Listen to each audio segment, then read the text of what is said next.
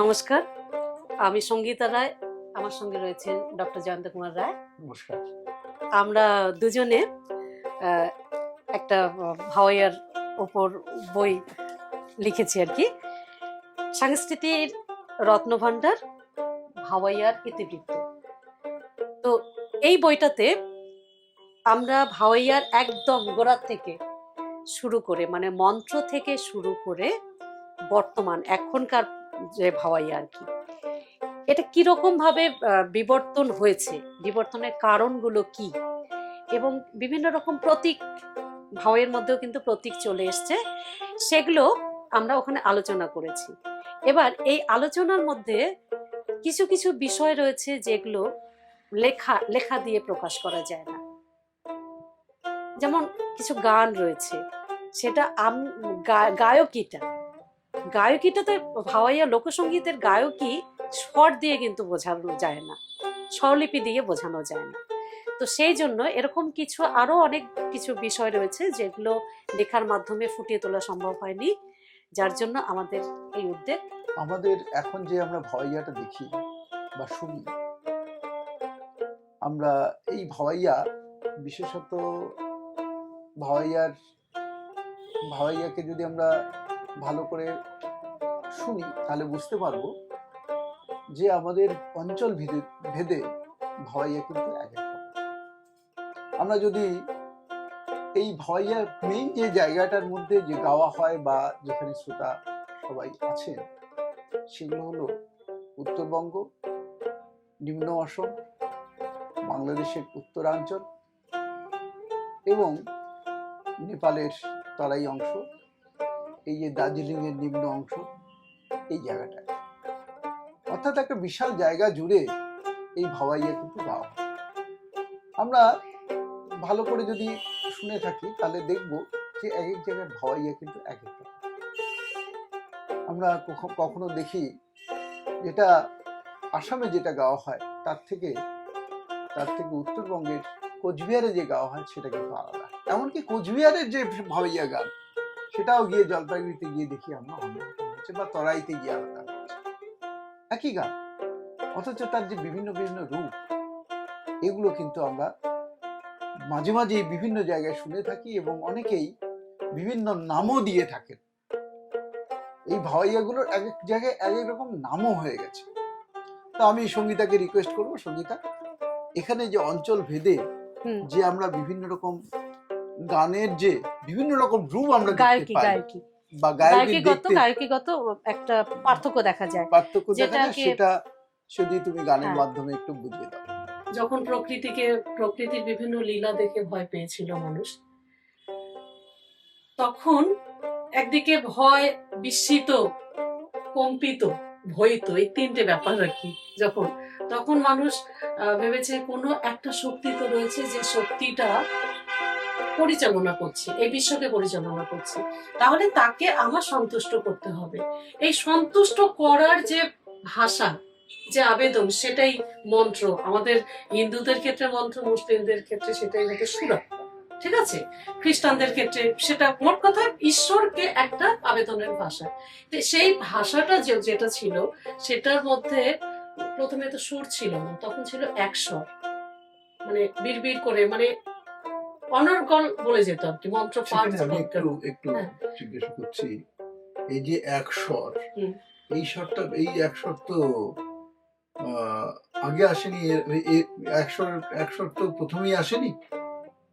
প্রথমে এই এক স্বর যেটা এলো, সেই এক স্বরটা কিভাবে, মানে কোন গানের বা কোন পরিপ্রেক্ষিতে সুরে পরিণত? সেটা বলছি যে এক স্বর প্রথমে গড় গড় করে মন্ত্র পাঠ যেটা আর কি, সেটাতে কোনো সুর ছিল না, যার জন্য বাদ্যযন্ত্রগুলো ছিল একতারে বাদ্যযন্ত্র আমরা এখনো দেখতে পাই।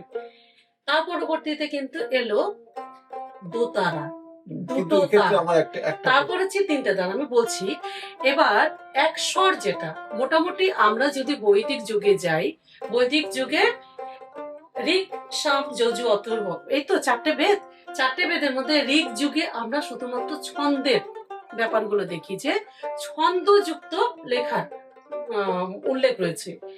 এবার সাম যুগে, সাম মানে হচ্ছে সুর, সেখানে কিন্তু সুর ঢোকে। মানে সুর দুটো স্বরে তো আর সুর আসে না, বা একটা স্বরে তো আর সুর আসতে পারে না। সুর আসতে গেলে তিনটে সুর লাগবে, তিনটে স্বর লাগবে।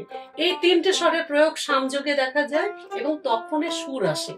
তার মানে কি, এবার তখনই সেই মন্ত্রটা গানে রূপান্তরিত হয়, মন্ত্র হয়ে যায় মন্ত্র গান, এবং তখনই সেটা হয়ে যায় চিকিৎসা কার্যে তখন ব্যবহার করা হয়। মন্ত্রটাকে চিকিৎসা কাজে ব্যবহার করা হচ্ছে, মানে মিউজিক থেরাপি শুরু হলো, মন্ত্রটা গানে রূপান্তরিত হলো। কিরকম ভাবে, যে আমরা আমরা তো জানি যে মন্ত্র তো ভগবানের ভগবানকে প্রার্থনা করার জন্য ব্যবহৃত হয়। হ্যাঁ। সেটা এই ক্ষেত্রে সেখান থেকে চিকিৎসাতে কেমন করে ব্যবহৃত? মানুষ যখন ঈশ্বরকে জানাচ্ছে কোনো কিছু, একটা আবেদন যখন করছে, এবার ঈশ্বরের কাছে অনেকে তো শুধুমাত্র যে ভয় পেলাম তার জন্য ঈশ্বরকে আরাধনা করছে তা তো না। মন্ত্র মানে হচ্ছে মনটাকে শুদ্ধ করছে। আর চিকিৎসার ক্ষেত্রে যখন আসলো তখন কিন্তু যোগ সাধনা আসলো, মানে দেহটাকে শুদ্ধ করার একটা ব্যাপার আসলো। ঠিক আছে, এবার মোট কথা তন্ত্র মন্ত্র থেকে গানে পদার্পণ করলো। সামিক যুগে তিনটে স্বর আসলো, তিনটে স্বরে এবার ওইটাই যে গান পরবর্তী, তার উদাহরণ দিচ্ছি যে মন্ত্রের মধ্যে তিন স্বরের প্রয়োগ আমরা সবসময় দেখি, যে তিন তিন তিন সংখ্যার গুরুত্ব কিরকম। তিনবার দুব্বা জল দিয়ে তিনবার ছিটিয়ে দিচ্ছে মাথায়, তিনবার পুষ্পাঞ্জলি দিচ্ছি, মন্ত্র ফু শেষ করার পর ফু দেওয়া হচ্ছে তিনবার। আমরা গান যখন শেষ করছি, তেহাই বাদ্যযন্ত্রে যখন তেহাই দিচ্ছি, নাচের ক্ষেত্রেও যখন শেষ করছি তখন কিন্তু তিনবারই শেষ করছি। ঠিক আছে, গান শেষ করা মানে তিনবার, কিন্তু স্থায়ীর শেষ অংশটা আমরা তিনবার করেই শেষ করছি। বাদ্যযন্ত্রে তেহাই বাজবে মানে গানটা শেষ হয়ে গেল। মন্ত্র তো তিন সংখ্যার গুরুত্বই রয়েছে। ঠিক আছে, এবার ওখান থেকে তিনে পা দিল, তিনে যখন পা দিল তখন এবার মিউজিক থেরাপি কি করে হলো বলছি, যে আমাদের যখন শরীর খারাপ হতো তখনও মানুষ ঈশ্বরের কাছে যেত, যে কোনো ওই শক্তিটা আমাকে রক্ষা করতে, ওই শক্তিটার কাছে সেটা তো এখনো করা হয়। এখনো করা হয়। ঠাকুরের কাছে প্রার্থনা করে যাতে আমরা স্বাস্থ্য ভেট দিই, ভালো থাকে। ঠাকুরকে উপঢৌকন দিই, যে আমি ফলমূল দিলাম, পুজো দিলাম, তন মন ধন আর কি, দেহ এবং মন দিয়ে আমি তোমাকে পূজা দিলাম, তুমি আমাকে রক্ষা করো। এবার পূজা করার সময় কি হচ্ছে, আমার শরীর খারাপ হলো, আমি ঠাকুরের ওখানে গেলাম, তো ইয়েতে গেছি, পুজো মণ্ডপে গেছি, পুরোহিত বা ওঝা সে কি করছে, 3 দিনের সাধারণত 3, 5, 7 এইভাবে জল, বাসি জলগুলো মাথায় ছিটিয়ে দিচ্ছে দুব্বা দিয়ে। মানে ওই মানে 3 দিনের পুরনো জল হবে, 5 দিনের পুরনো জল হবে, 5টা ঘাটের পুরনো হবে, 7টা ঘাটের জল আনবে, এরকম করে দেখা হয়। তাতে লাভটা কি? 3 দিন, 5 দিন, 7 দিন, এটা স্বরের ক্রমবিকাশটাও তাই হয়েছে, 1, 3, 5, 7 এভাবে বিবর্তন ঘটেছে। এবার এই যে সেটা তো নয়ও হতে পারতো, সেটা সাত সুরে গিয়ে কেন থেকে গেল? গানটা সাথে গিয়ে একটা পরিপূর্ণতা পেয়েছে। আচ্ছা। এবার হচ্ছে ওই বাসি জলটা নিয়ে আসলো, জলটা নিয়ে এসে দুব্বা দিয়ে বা আমের পল্লব দিয়ে ছিটিয়ে দেওয়া হয়। তার কারণ হচ্ছে দুব্বা দিয়ে যদি ছিটিয়ে দেওয়া হয়, দুব্বা হচ্ছে দ্রুত বংশ বিস্তারকারী। আমার আমার জ্বর হয়েছে, আমি ঈশ্বরের কাছে গেছি, ঈশ্বরের আমাকে দুব্বা জল ছিটিয়ে দেওয়া হলো, তার মানে কি দাঁড়ালো, যে আমার রোগটা দ্রুত সেরে যাবে। হ্যাঁ, এবার ওই দুব্বা দিয়ে যখন জলটা ছিটিয়ে দিয়েছে মাথায়, এরকম একই ঠান্ডা জল এভাবে ছিটিয়ে দিয়ে এরকম করে অবরোহ গতিতে এরকম ভাবে দেহের মধ্যে বুলিয়ে দিচ্ছে। এবার কানের মধ্যে বিড়বিড় করে মন্ত্র পাঠ করছে, সুর রয়েছে তার মধ্যে, সুর দিয়ে মন্ত্র ইয়ে করে এরভাবে বুলিয়ে দিচ্ছে। তো স্বাভাবিক ভাবে কি হচ্ছে, আমার ঘুম পাবে,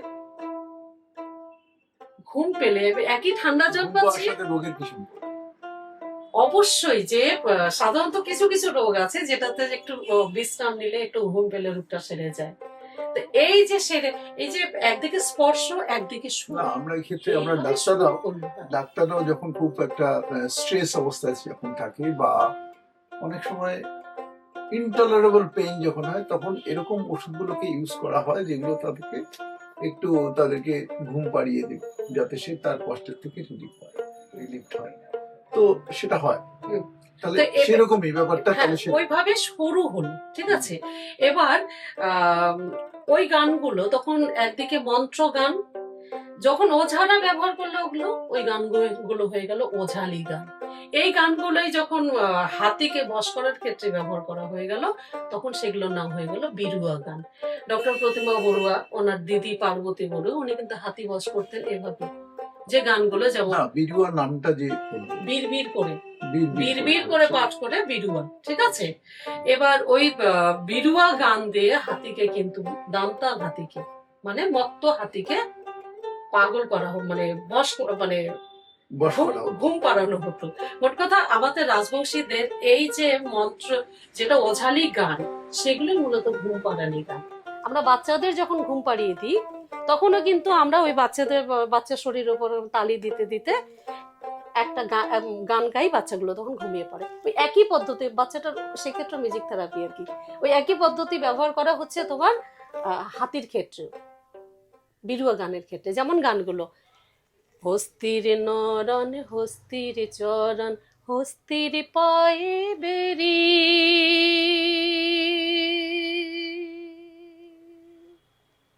কি ওরে সত্য করিয়া কনে রে মহৎ কোন বাহা আদেশে বাড়ি রে, আর গেলে কি আসিবে মোর মাহুত বন্ধু রে, তোমরা গেলে কি আসিবে মোর মাহুত বন্ধু রে। এরকম করতে করতে মানে একটা আমি সময় এখানে একটা কথা বলি, হুম। এই যে আমি যখন এই গানটা যেটা হলো, এই গানটাতে একটা দেখা যাচ্ছে কোনো এক প্রেমিকা তার প্রেমিককে উদ্দেশ্য করে গাইছে, বিশেষ করে যে হাতি ছড়া। কিন্তু এটার সাথে হাতির সম্পর্ক, হাতিকে বশ করানোর জন্য এটা করা হলো কেন? প্রেমের ব্যাপার, মানে এই গানটা, প্রসঙ্গ এসে গেল না, হ্যাঁ, এই গানটার মধ্যে প্রসঙ্গের মধ্যে এটা কিভাবে সামঞ্জস্য আমরা না, এটা আমি কিভাবে কিন্তু সুরের কথা বলছি। এটা বিরুয়া গান, বিরুয়া গানের পর্যায়ে এই গানটা দিয়ে হাতিকে বশ করা হচ্ছে, হাতিকে বশ করা হচ্ছে কিন্তু সুর দিয়ে। এই যে অর্থাৎ মাদকতা, এক্ষেত্রে তার মানে যেটা বোঝা যাচ্ছে, যেটা আমাদের বইয়ে বোধহয় এক্সপ্রেশন হয়েছে, হ্যাঁ। সেটা এক্সপ্রেসড হয়েছে, সেটা হচ্ছে যে এই গানগুলোর তো তাদের প্রেমিক প্রেমিকা চিরন্তন এরকম ব্যাপারগুলো থাকে গানের মধ্যে, সাথে সাথে সেগুলোকে হাতির বশের কাজেও এখানে ব্যবহার করা হয়েছে, সেটা আমরা দেখি। হ্যাঁ, মূলত হাতি বসে আর পরবর্তীতে প্রেমের ব্যাপারগুলো এমনিতেও সাধারণত এই বিরুয়া গানগুলোতে যেমন হাতির নিয়ে ওখানে কাহিনীও রয়েছে। যেমন এটা যে বললাম তোমরা গেলে কি আসিবেন, ওই গানটা হচ্ছে হস্তির কন্যা বামুনেরও নারী। এই গানটা কিন্তু পেছনে একটা গল্প রয়েছে। হ্যাঁ, সেই বামনের গল্পটা আমরা এখানে দেখিয়েছি। তো আমরা সেটাতে যাচ্ছি না। প্রথমে হচ্ছে এই যে সময়টা বললাম, এই সময়টাতে গানটা ছিল 3 স্বরের, মানে ওই সময় আর কি, যখন তোমার মন্ত্র গান ছিল তখন 3 থেকে 4 স্বর গানগুলোর মধ্যে ব্যবহার হতো, ঠিক আছে। পরবর্তীতে 3 স্বরের ক্রমবিকাশ ঘটেছে, 3, 5, 7, ঠিক আছে। 3 থেকে গেল 5-এ আসলো। এখনো আমরা যদি আদিবাসী সমাজের গানগুলোতে যাই আর কি, সেখানে কেউ আদিবাসী জনজাতিদের যে গানগুলো, সেগুলো কিন্তু অতিরিক্ত হলে 5টা স্বর, এর বেশি স্বর লাগে না সেখানে, ঠিক আছে। আমাদের রাজবংশী সমাজের সাইটল গানগুলোতেও যদি যাই, সেক্ষেত্রে দেখি কিন্তু এরকম 5 পর্যন্ত, উপরে ওঠে না। তাহলে ভাওয়াইয়া গানে কিন্তু 7 স্বর পর্যন্ত গেল। এবার 7 স্বর কি করে এলো?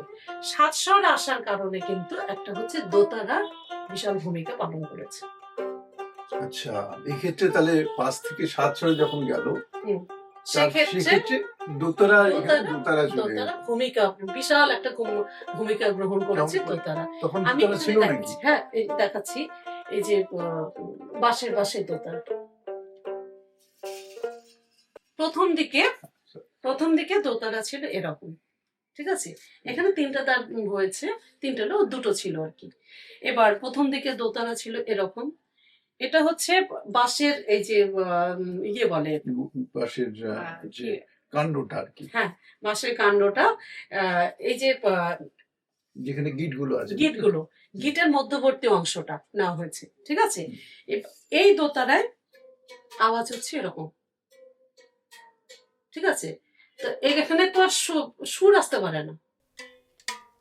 তোমরা গেহিলে কি আসিবে মোর মাহুত বন্ধুরে, এরকম এরকম করে বাজে হচ্ছে। এবার পরবর্তীতে আসলো হচ্ছে বাঁশের মুড়া দিয়ে তৈরি, এটা বাঁশের মুড়া দিয়ে তৈরি দোতারা, ঠিক আছে?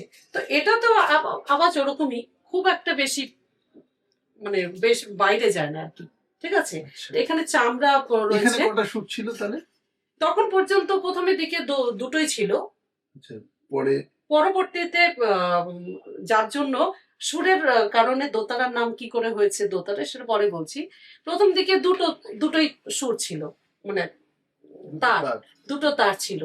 তার পরবর্তীতে এলো এই যে এই দোতারাটা, ঠিক আছে?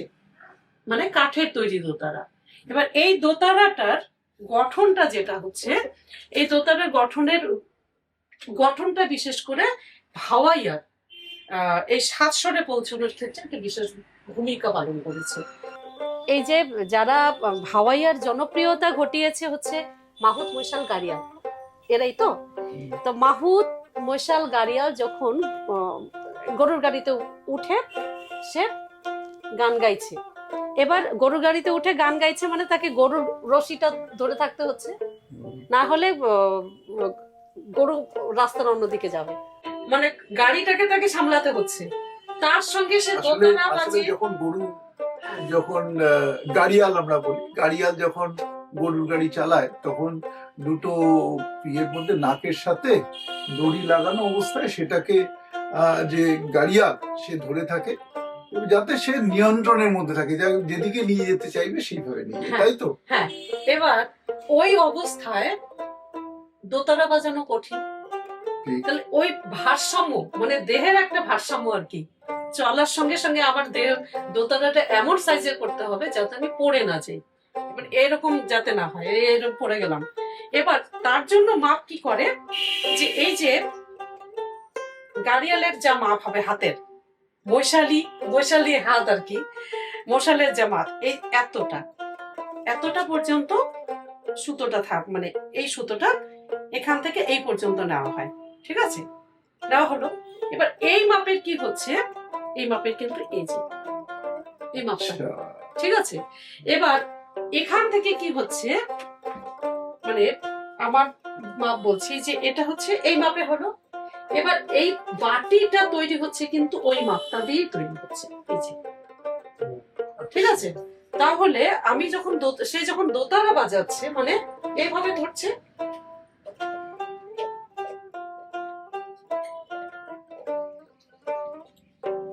এই যে হাতটা ঘুরিয়ে এসে ঠিক এইভাবে করছে।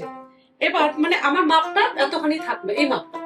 এবার এই মাপটা যদি আমার এতটা হয় তাহলে মানে বাজাতে অসুবিধা হচ্ছে, এই মানে আমার পড়ে যাওয়ার সম্ভাবনা থাকছে।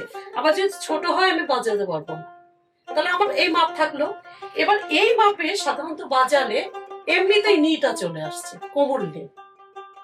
আচ্ছা, এইভাবে কোমল নি এখানে এলো। হ্যাঁ, এবার কোমল নি আসলো। তো কোমল নি মানে গান করতে করতে এরকম করে বাজাচ্ছে, শুধু বাজাচ্ছে কোমল নি গঠনটা, কাঠামোটা ভাওয়ের মধ্যে ঢুকে গেল, ঠিক আছে? এবার ভাওয়ের মধ্যে কোমল নি মানে এটার জন্য ঢুকে গেল। এবার সময়টা কি করে বলবো, যে প্রথমে তো এই যে বাঁশের তৈরি ছিল, মানে তখন বাটি ছিল না, তার মানে কোমল নি আনার জন্য ভূমিকা এটার ভূমিকা, ঠিক আছে? মানে এটার গুরুত্বটা বেশি। এবার এটা যদি চামড়া না থাকে, মানে এটার মতো যদি হয়, এটা যেমন চামড়া ছিল না পুরো এমনি, তাহলে তো আওয়াজটা বেশি আসবে না। মানে চামড়ার ব্যবহার আনতে হবে। চামড়ার ব্যবহার আনতে গেলে আমার বাটি করতে হবে, গোল করতে হবে, ভেতরে ফাঁকা আনতে হবে। এই বাটিটা ভেতরে বাটি মানে গর্ত করতে হবে, তারপরে তো চামড়া আসবে। চামড়া দিয়ে ঢাকলে আমার এই আওয়াজটা পাচ্ছি আমি। এবার চামড়ার ব্যবহার কবে এসছে? বাংলা চামড়ার ব্যবহার সাধারণত ত্রয়োদশ থেকে পঞ্চদশ শতকে মুসলিম ধর্মের হাত ধরে এসছে, ঠিক আছে? তার মানে হচ্ছে ত্রয়োদশ থেকে পঞ্চদশ শতকে যখন চামড়ার ব্যবহার আসলো, তখনই এই 3 থেকে 5 স্বর যুক্ত গানগুলো 7 স্বরে পৌঁছলো। মানে এই দোতারা একটা বিশাল ভূমিকা পালন করলো ভাওয়াইয়ার এই কোমল নি পর্যন্ত গঠনের ক্ষেত্রে। আচ্ছা আচ্ছা, তাহলে আমরা বলতে পারি, তাহলে আমাদের বইয়ে এই পর্যন্ত যা আলোচিত হলো, যে আমরা প্রথম থেকে অর্থাৎ বৈদিক যুগ থেকে ঋগ্বেদের যে সুর, যেখান থেকে ঋগ্বেদের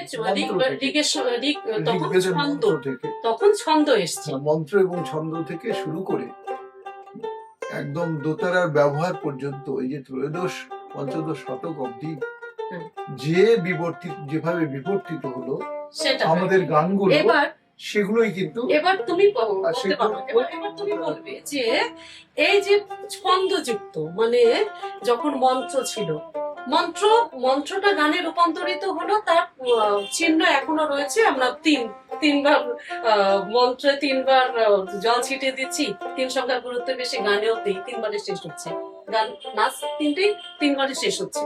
এবার আরো একটা প্রমাণ রয়েছে, এই যে ছন্দ, ঋগ্বেদের সময় ছন্দ বলছি আমরা, ঋগ্বেদের সময় ছন্দযুক্ত, মানে তখন শুধু ছন্দ ছিল।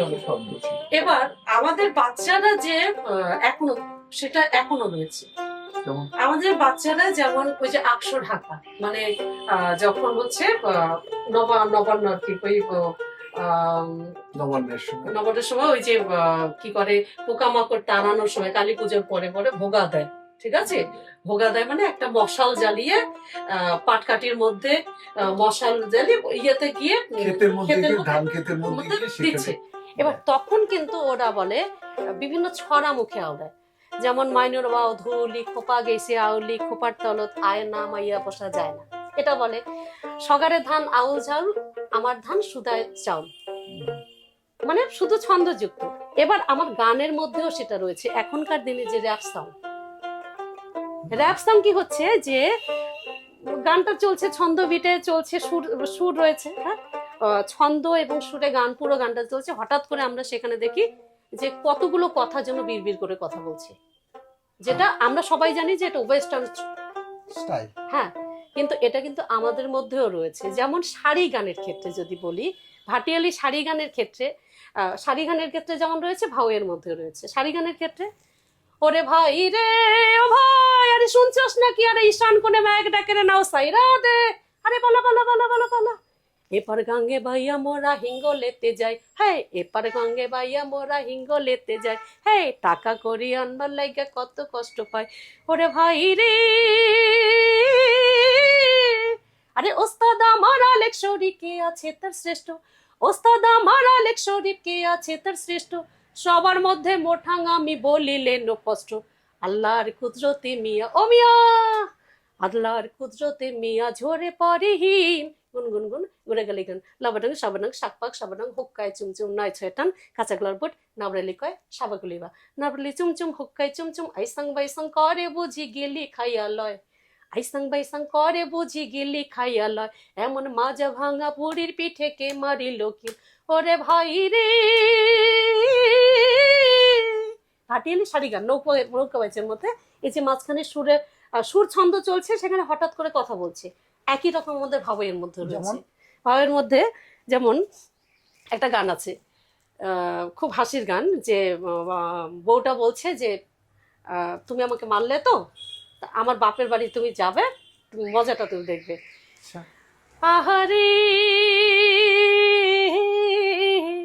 আরে এমনই ডাঙে ডাঙাইলো পতি, আরে ভাঙলো গলার হার, আরে হিসাব করি দেখ রে পতি, লোকসান হইল কার কি কারে, পতি হিসাবে করি দেখে পতি রে, লোকসান হইল কার রে, আহারে এমন ডাং ডাঙাইলো পতি, ভাঙলো গলার হার কি হার রে, কোরা মুঠা সারল ডাকলে বিড়াল মুঠা, খরম পাইয়া মাথা ডাংরা ঠোঁট শিল প্রভাতিয়া কেটকেটিয়া, কাহার কথাত এ তোমালি রে, বাণী লাউের ডগা দিয়া রে। এই যে মন্ত্রের মতো বিড়বিড় করে, তাহলে আমরা এখানে দেখছি, গানের মধ্যে এখনো সেই চিহ্নটা রয়েছে।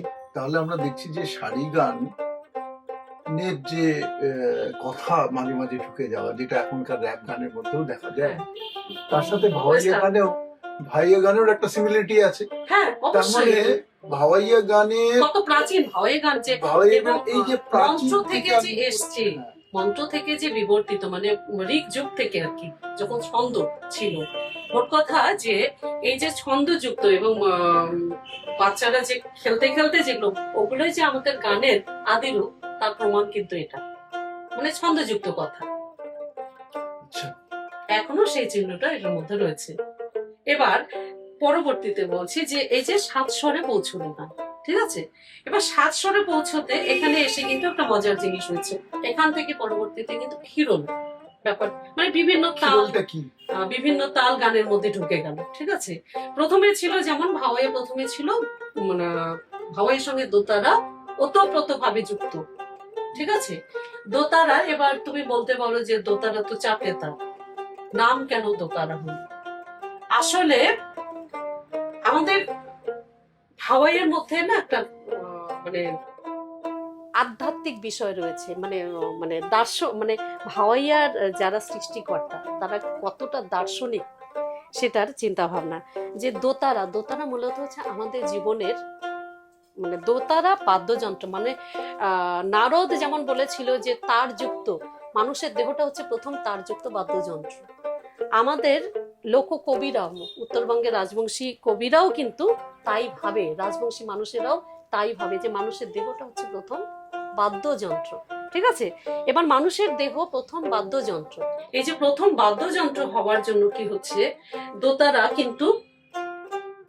দোতারার এখানে অনেকে পাখি বসিয়ে দেয়, এই জায়গাটাতে পাখি থাকে, মানে ওটা প্রতীক আর কি, প্রাণ পাখি। এই আমাদের দেহর মধ্যে যেমন প্রাণটা রয়েছে, এই দোতারাটা দেহ, মানুষের দেহ, সেটার মধ্যে পাখিটা হচ্ছে প্রতীক একটা। এবার আমাদের জীবনে দুটো সুর, একটা হাসি। এখানে একটা জিনিস বলি, শুধু মাঝখানে একটু ইন্টারাপ্ট করছি। আমরা না ওই যে দোতারার এগুলোকে কিন্তু কান বলি, কান বলা হয়, মানুষের কান দেহ বলে। কল্পনা তার মানে করা এটাকে যে মানুষের দেহের সাথে কল্পনা করা হয়, তার প্রমাণ। সেটা কিন্তু পরিষ্কার হ্যাঁ। বোঝা যাচ্ছে। এবার হ্যাঁ বলুন। বলছি যে এই যে আমাদের জীবনে দুটো সুর, একটা হাসি, একটা কান্না, একটা সুখ, একটা দুঃখ, তাই তো। তো এই দুটো দুটো দিক রয়েছে, দুটো সুর। দোতারার কিন্তু এই মাঝখানের দুটো তারকে বলা হয় সুর। এই আচ্ছা। দুটো একসঙ্গে একই স্বরে বাধা থাকে, সাথে বাধা থাকে। এই যে এটা আর এটা সাথে বাধা থাকে, এটা নিচের মা, মানে এটা মাতে বাধা থাকে, এটা হচ্ছে নিচের পা। এটা মধ্য সপ্তকে মাতে বাঁধা থাকে, সরু তারটা, এটাকে জিন বলা হয়, আর এটা বম, এটা পাতে বাঁধা হয়। মানে দুটো সুর, ঠিক আছে, আমাদের জীবনে দুটো সুর। তো দোতারার প্রথমে দুটো সুরই ছিল, এবং সেক্ষেত্রে তাল, মানে ভাওয়াইয়ার গানও হচ্ছে দুটো, প্রথমের দিকে অবশ্যই দুটো ছিল, একটা হচ্ছে দড়ি, একটা চক্র, একটা আনন্দের, একটা দুঃখের। বিষাদের হচ্ছে দড়িয়া, আর চটকা হচ্ছে আনন্দের। এবং যার জন্য ছোকরা যে নাচগুলো রয়েছে, যে হাওয়াইয়া গানগুলো তো মূলত ওই ধুয়া, মানে ছোকরাদের মানে পালা গান থেকে এসছে, পালা গানের ধুয়া গানগুলো পরবর্তীতে কিন্তু হাওয়াইয়া হচ্ছে, সেটা পরবর্তী বলছি। এই যে মানে ধুয়া গানগুলোতে, মানে পালা গানে যে ছোকরারা যে গানগুলোতে নাচ করে, সেটাতে কিন্তু দুটো স্বর থাকে, দুটো সুর থাকে। একটা হচ্ছে মানে কি হচ্ছে যে দুটো মানে বিভিন্ন তাল ব্যবহার হয়। মোট কথা দুটো তালের মধ্যে অদল বদল চলতে থাকে, কখনো দ্রুত কাহারবা চলতে চলতে সে সময় কি করে, দ্রুত কাহারবা চলতে চলতে ছোকরাগুলো নাচ করছে, করতে করতে হপ করে মাটিতে বসে পড়ে, তারপর আবার উঠে দ্রুত দাঁতরাতে আবার নাচতে শুরু করে। মানে এই দুটো এই যে বসে যায়, হ্যাঁ, বসে পড়ে, মানুষের আবার জীবন। চলতে থাকে, এটা কি? মানসিক, মানে আমাদের জীবন, মানে বেশি আনন্দিত হওয়ার কিছু নেই, আবার বেশি দুঃখ পাওয়ারও কিছু নেই। একটা সময় গিয়ে সেটা অবসান হয়, আনন্দের অবসান হবে, এটা তারপর আবার দুঃখ আসবে। এটা দুঃখের এরকম না অবসান তো যে এটা জীবনটা জন্ম শুরু এবং হলো, মৃত্যু। জন্ম জন্ম তারপর এবং মৃত্যু হয়ে গেল, হ্যাঁ। এরকমটা ব্যাপার কি? অবশ্যই জন্ম মৃত্যু তার সঙ্গে তার মানে সম্পর্কিত।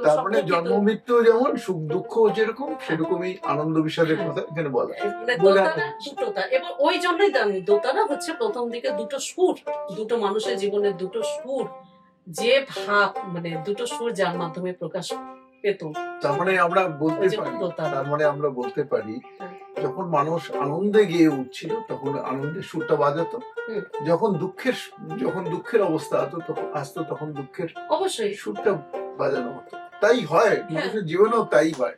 আমরা যখন সেটারই দুঃখে প্রকাশ থাকি যে তখন যন্ত্রণা দুঃখের গান করে সেটা হচ্ছে দোতারা মানুষের যখন জীবনে।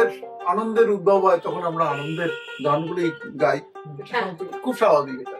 এবার এটারই যার জন্য বাদ্যযন্ত্রটার নাম কিন্তু দোতারা হয়েছে। চারটে তরে, যদিও এখন চারটে তার দেখা যাচ্ছে, চারটে আসলে হয়তো প্রথমে ওই এই চারটে তার যেটা দেখা যাচ্ছে এই দুটো সাধারণত সাতে বাঁধা থাকে, হ্যাঁ, আর এটা মা এটা পা। তো আগে তো আর স্কেল টিউনার ছিল না, দেখা গেল হয়তো এটাও পাতে বাঁধা হচ্ছে, এটাও পাতে বাঁধা, ওপরেরটাও পাতে বাঁধা হচ্ছে, নতুন নিচেরটাও মাতে, ওপরেরটাও মাতে, যাকে এই মোট কথা দুটো স্বরের মানে দুটো সুর আর কি, দুটো সুরের জন্য এই দোতারা নাম হয়েছে।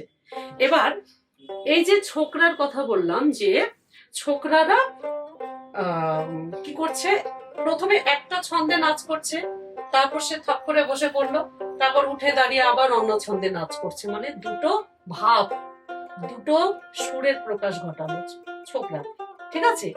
এবার এই ছোকরারা কিভাবে এলো, ছোকরা গানের মাধ্যমে কিন্তু, ছোকরাদের আসার মাধ্যমে কিন্তু কিরল। ছোকরা আসলে কারা? ছোকরা হচ্ছে যারা ছেলেরা মেয়ে সেজে অভিনয় করছে, নাচ করছে। কোথায় করতো এটা? এটা পালা গানগুলোতে করতো। পালা গান। প্রথমে নাটক যেগুলো ছিল আর কি, সেগুলোতে ওরা মানে কি হচ্ছে দুটো মানে এই ছোকরা যে গানগুলোতে নাচ করতো সেগুলো হচ্ছে খোসা গান বা ধোয়া গান, মানে দুটো কাহিনীর সংযোগ স্থল বা এক নাগারে একঘেয়েমি কাটানোর জন্য তাদের নাচ গানগুলো ওখানে ঢোকানো হচ্ছে, ঠিক আছে। তখন তারা নাচ করতো। এই যে ছেলেরা মেয়ে সেজে আমি নাচ নিজেও করছে, দেখেছি হ্যাঁ। অনেক ক্ষেত্রে যে ছোকরাদের দ্বারা পরিবেশিত কিছু গান বা নাচ যেরকম ভাবে তারা বিভিন্ন অঙ্গভঙ্গির মাধ্যমে তারা প্রকাশ করতে পারে, আমি দেখেছি, আমি নিজেও দেখেছি। এবার এই ছোকরারা যে নাচ গানগুলো করছে, হ্যাঁ, এবার এই যে এরা কিভাবে গানটার পরিবর্তন ঘটাবে, ছোকরারাও কিন্তু ভাওয়ের একটা পরিবর্তন ঘটাবে। কিরকম ভাবে, প্রথম দিকে যে ভাওয়ে গানগুলো হতো সেটাতে কিন্তু এমনি দ্রুত কাহার বা চলছে বা এমনি কাহার বাতে চলছে, সেটাতে কাওয়ালি চলন প্রথম দিকে অবশ্যই আসে। কাওয়ালিটা আবার কি?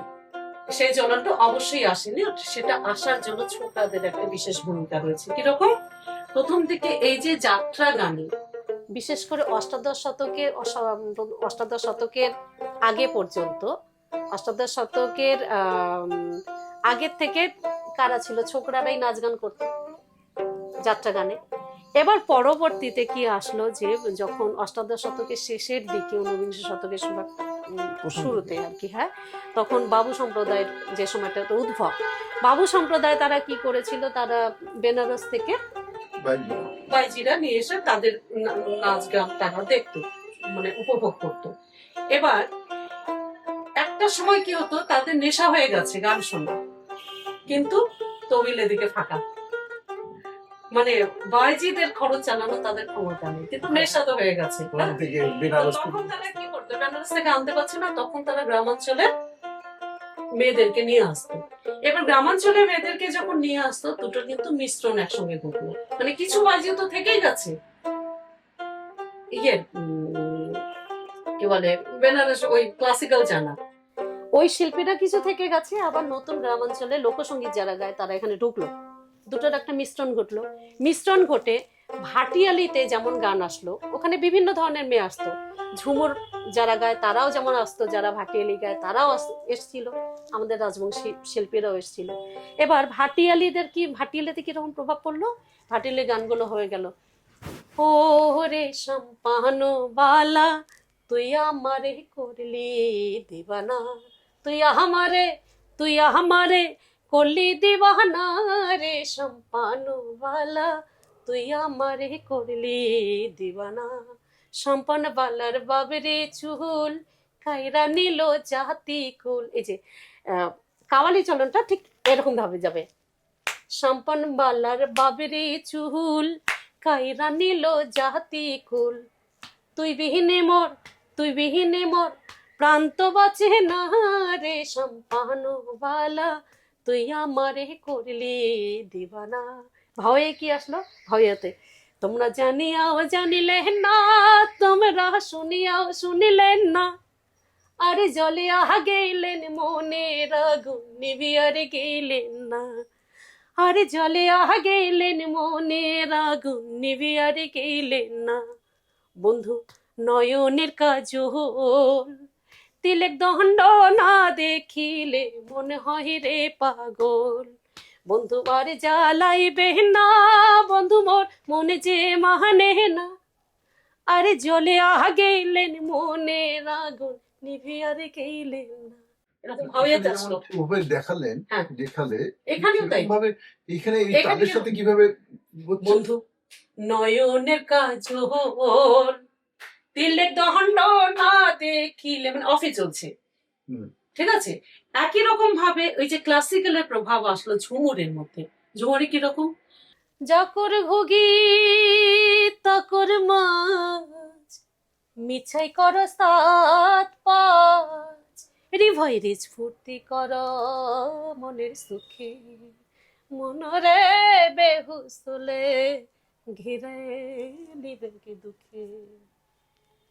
মানে এই ঝুমুরের মধ্যে এই পরিবর্তন আসলো। যে পরিবর্তন আমরা দেখলাম ভাওয়াইয়ের মধ্যে, যে পরিবর্তন ভাটিয়ালির মধ্যে, সেই একই পরিবর্তন হলো ঝুমুরের মধ্যে দেখলাম।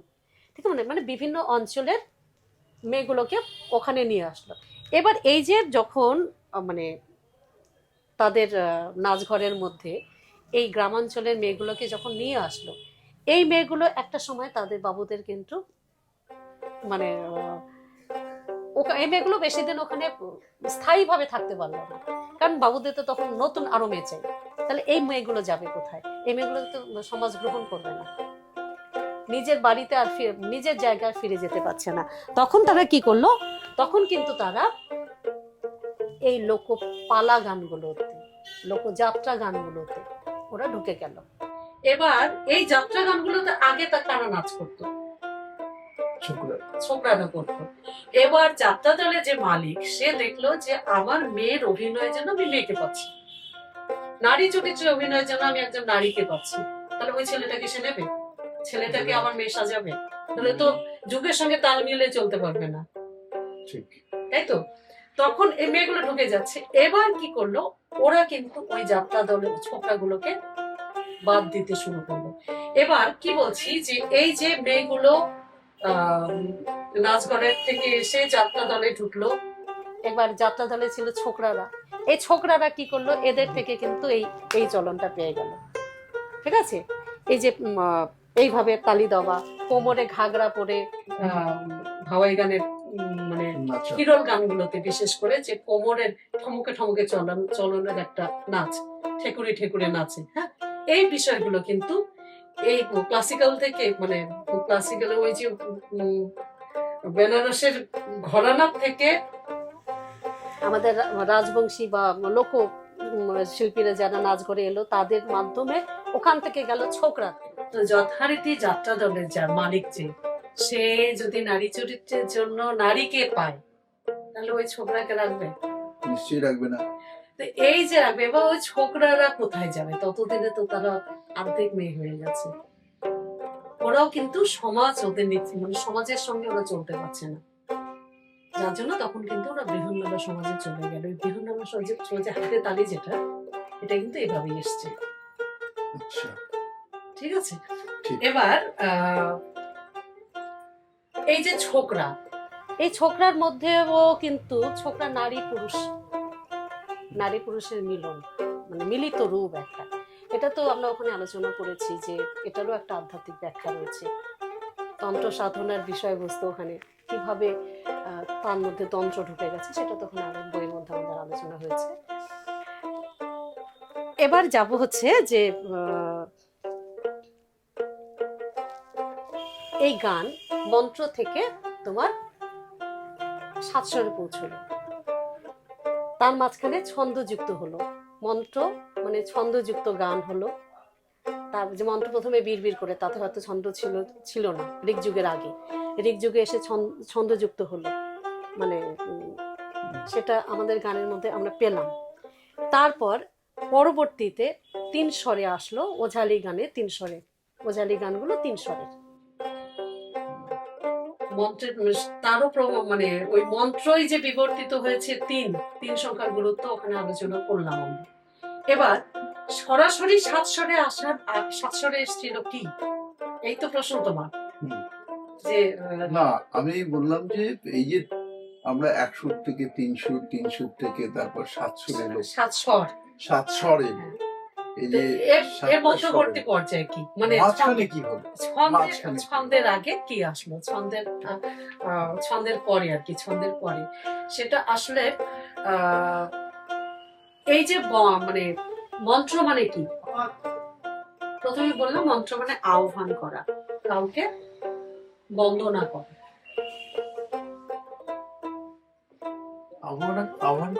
আহ্বান মানে কি, আহ্বানের ব্যাপারটাই হচ্ছে আমি ঈশ্বরকে আরাধনা করছি, ভক্তি আরাধনা করছি, মানে ভক্তির ডোরে তাকে আমি বন্দি করে রাখছি। আচ্ছা, ঠিক আছে। এবার এই বন্দি ব্যাপারটা কোথেকে এসছে, বন্দি ব্যাপারটা কিন্তু সম্পূর্ণভাবে শিকার জীবন থেকে এসছে। মানুষ প্রথমে, আমরা এখন কৃষিকাজ আমাদের জীবিকা, মানে এখন শহরে সবাই চাকরি করছে, এখন গ্রাম অঞ্চলে অনেকেই চাকরি বাকরি করছে, কিন্তু মূল জীবিকা কি, কৃষি, তাই তো? এখন গ্রামে তো হ্যাঁ, কৃষির উপর নির্ভর করেই তো বেঁচে আছি। তো এবার কৃষি কাজ মানে হচ্ছে জমিতে লাঙ্গল দেওয়া। তার আগে কি ছিল? মানুষ শিকারজীবী ছিল, শিকারজীবী, পশু শিকার করতো তারা। এই শিকার মানে কোনো কিছুকে শিকার করা, মানে ওই শিকার করার ব্যাপারগুলো কিন্তু মন্ত্রের মধ্যেও চলে এসেছে। মানে শিকারে যেমন আমি একটা পশুকে বন্দি করে রাখলাম, মন্ত্রের মাধ্যমে কিন্তু আমি ঈশ্বরকে বন্দনা করা, অর্থাৎ বন্দি করা, বন্দি করে রাখা। রাজবংশীতে কিন্তু বন্দি বলা হয়, বন্দং দেবী, হ্যাঁ, বন্দি দেবী। এই যে বন্দি করা হলো, ঈশ্বরকে বন্দি করা, এবং যার জন্য প্রত্যেকটা গানের, পালা গানের শুরুতে কিন্তু বন্দনা থাকে, মানে ঈশ্বরকে বন্দনা, ঈশ্বর, হ্যাঁ, মানে গান, মানে বন্দনা শুরু করে তারপর গানে যাওয়া হয়, পালা গানে ঢোকা হয়। এবার এই যে বন্দনা করা হলো, বন্দি করার বিষয়টা, এটা আরো একটা যে পূজা পার্বণের মধ্যে কিন্তু বন্দি করার বিষয়, যে ছক খেলার মধ্যেও একদিকে ওই বন্দির ব্যাপারটা, মানে শিকারের ইয়ের থেকে যেমন খেলার মধ্যেও গেছে, বাঘবন্দির খেলা আমরা খেলার মধ্যে গেছে, আবার গানের মধ্যেও চলে এসছে, পূজার মধ্যে কিরকম বন্দি, পূজার মধ্যে যে এই যে তোমার কি বলে যন্ত্র, শ্রীযন্ত্র, হনুমান যন্ত্র, এগুলো থাকে, কিন্তু ওগুলো কিন্তু মূলত একটা ছক, ঠিক আছে। এবার পুজোতে ওটাই গেল, একই রকম ভাবে গানের মধ্যে বন্দি আসলো। এবার খেলার মধ্যেও কিন্তু এই বন্দি, ওই যে ছক যুক্ত বাঘবন্দি খেলা, কুমির, কি সাপ লুডুর খেলা, হ্যাঁ, সমস্ত এই খেলাগুলো কিন্তু ছক, 16 গুটির খেলা, লুডু, সমস্তগুলো কিন্তু ছক, দাবা, এগুলো কিন্তু ছক, এক একটা করে ছক, মানে ওই শিকারের ব্যাপার থেকে এসছে, কিন্তু শিকার জীবী ইয়ে থেকে ছক এসছে। এবং এই খেলায়, এই যে খেলার থেকেও কিন্তু খেলাতে ব্যবহৃত শ্লোকগুলো, ছড়াগুলো, যেগুলো ছন্দযুক্ত ছড়া আর কি, সেগুলোও কিন্তু গানে রূপান্তরিত হয়েছে। যার জন্য এখনো আমাদের রাজবংশীতে অনেক খেলা রয়েছে, অনেক পুজো রয়েছে, সেগুলোর সঙ্গে কিন্তু খেলা যুক্ত, যেমন মেচিনি খেলা বলা হয়, মেচিনি গান, মেচিনি পুজো, কিন্তু মেচিনি খেলা বলা হচ্ছে। তারপর তারপর হচ্ছে গমিরা খেলা, গমিরা খেলা, হ্যাঁ, কিন্তু হ্যাঁ, এবার ওগুলো তো গান রয়েছে। এবার ওই খেলাগুলোর কি, ওগুলো যে গানে রূপান্তরিত হয়েছে তার উদাহরণ হচ্ছে ওই যে ফুলনো ফুলনো ফুলনোটি একেটে দুলনোটি, পাথর খেলার সময় এখন পাথর খেলছে, যে ফুলনো ফুলনো ফুলনোটি একেটে দুলনোটি, তেলনোটি, ঝাপটি, এরকম করে বলে। এই ছড়াগুলো কিন্তু মূলত এগুলো গানে, মানে ওগুলো হচ্ছে ছন্দযুক্ত গেল। এবার আমি কি বললাম যে মানে ছন্দযুক্ত হলো, মন্ত্র ছন্দযুক্ত হলো, তারপর সাতস্বরের গানে আসার আগে বন্দনায় রূপান্তরিত হলো। প্রথমে বন্দনাগুলো আমরা পালা গানে এখনো দেখছি, পালা গানের শুরুতে কিন্তু বন্দনা করা হয়, ঠিক আছে? যাত্রা গানেও দেখেছি। হ্যাঁ, যাত্রা গানে। এবার যাত্রা গানে এই যে মন্ত্রপুত জল চারপাশে ছড়িয়ে কাকে বন্দি করছে? দর্শককে বন্দি করছে, বাদ্যযন্ত্রকে বন্দি করছে। বাদ্যযন্ত্রে যে আরাধ্য যে দেবী, মানে যে আসরটাকে এমন ভাবে মন্ত্র দ্বারা এমন ভাবে বন্দি করে রাখা হচ্ছে যে দর্শক যাতে উঠে যেতে না পারে। আমার গানটা যাতে এত ভালো হয়, দর্শক একবার বসলে যাতে ওখান থেকে উঠে যেতে না পারে। তাহলে আমাদের বন্দি বইয়ে, থেকে বন্দনা, আমাদের বইয়ে সেটা তো আলোচনা করেছি। আমরা আলোচনা করেছি। এবার বন্দি গেল। এবার এখান থেকেই একটা দারুণ একটা জিনিস এসছে, সেটা হচ্ছে যে বাদ্যযন্ত্রের মধ্যে কেমন একই রকম ভাবে গানের মানে মন্ত্রের মন্ত্র মানে পুজো পার্বণ, তো পুজো পার্বণের সঙ্গে কিন্তু বাদ্যযন্ত্র যুক্ত। পুজো পার্বণের সঙ্গে নাচ যুক্ত, পুজো পার্বণের সঙ্গে মন্ত্র যুক্ত। মন্ত্রের মাধ্যমে মন্ত্রটা হয়ে গেল যেমন গান, মন্ত্রের যেটা বাদ্যযন্ত্রে হয়ে গেল সেটা হয়ে গেল বাদ্যের বোল, ঠিক আছে, পূজার সঙ্গে। আর একটা শাখা গেল নাচ, সেটা হয়ে গেল ভর ওঠা। এই তিনটে হয়ে গেল। এবার এই যে বাদ্যযন্ত্রের ক্ষেত্রে যেটা বললাম সেটা হচ্ছে যে কি বললাম, যে আসরটাকে বন্দি করে রাখার ব্যাপার, তাই তো? আসরটাকে বন্দি করে, দর্শককেও বন্দি করে রাখছি। মোট কথা মূলত সেই শক্তিকে আমি বন্দি করে রাখছি। এবার সেই শক্তিকে বন্দি করার জন্য যেমন শ্রীখোল, রাজবংশী ভাষায়, রাজবংশীতে শ্রীখোলের বল কিন্তু থাকতুম বা থাকে থুম না বসে থুম, থাক থাক থাক। এটা কিভাবে এলো? প্রথমে ছিল বাদ্যযন্ত্র, এই যে কলা গাছ, কলা গাছের একটা ডুম, ঠিক আছে, এটা বাদ্যযন্ত্র ছিল। এটা মানে তাল জাতীয় বাদ্যযন্ত্র, ঠিক আছে। তাল জাতীয় বাদ্যযন্ত্র কি, যে মানে ঢাক ঢোল যেটা আর কি, এটা খোলের কাজ করতাম, এই যে, ঠিক আছে। এবার এখানে দেখো একটা জিনিস দেখাচ্ছি, এই যে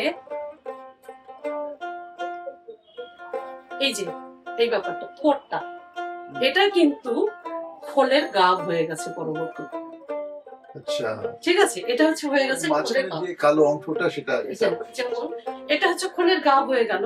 এবার কি বলছি, যে এই প্রথমে ছিল কলা গাছের খোল প্রথমে বাজানো হতো।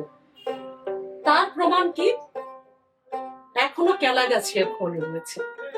কেলা গাছের খোল যেটা হচ্ছে তরাই অঞ্চল, এখানে রয়েছে এই যে কেলা গাছের খোল। রানীডাঙ্গাতে শুনেছিলাম, আজকে এটা দেখতে পাচ্ছি। এটার নাম হচ্ছে কেলা গাছের খোল, ঠিক আছে। পুরো একই রকম দেখতে, মানে এটা এভাবে বাজানো হচ্ছে কেলা গাছে। এটা কেলা গাছি, মানে কলা গাছ থেকে কলা গাছের খোল, ওই যে আগে যেটা বাজালাম সেটা তো কলা গাছের একটা টুকরো, কলা গাছের ডুম, ঠিক আছে। তারপরে কলা গাছ, ওটাই আগে ওটা বাজানো হতো, পরবর্তীতে হয়ে গেল মাটির তৈরি, ঠিক আছে।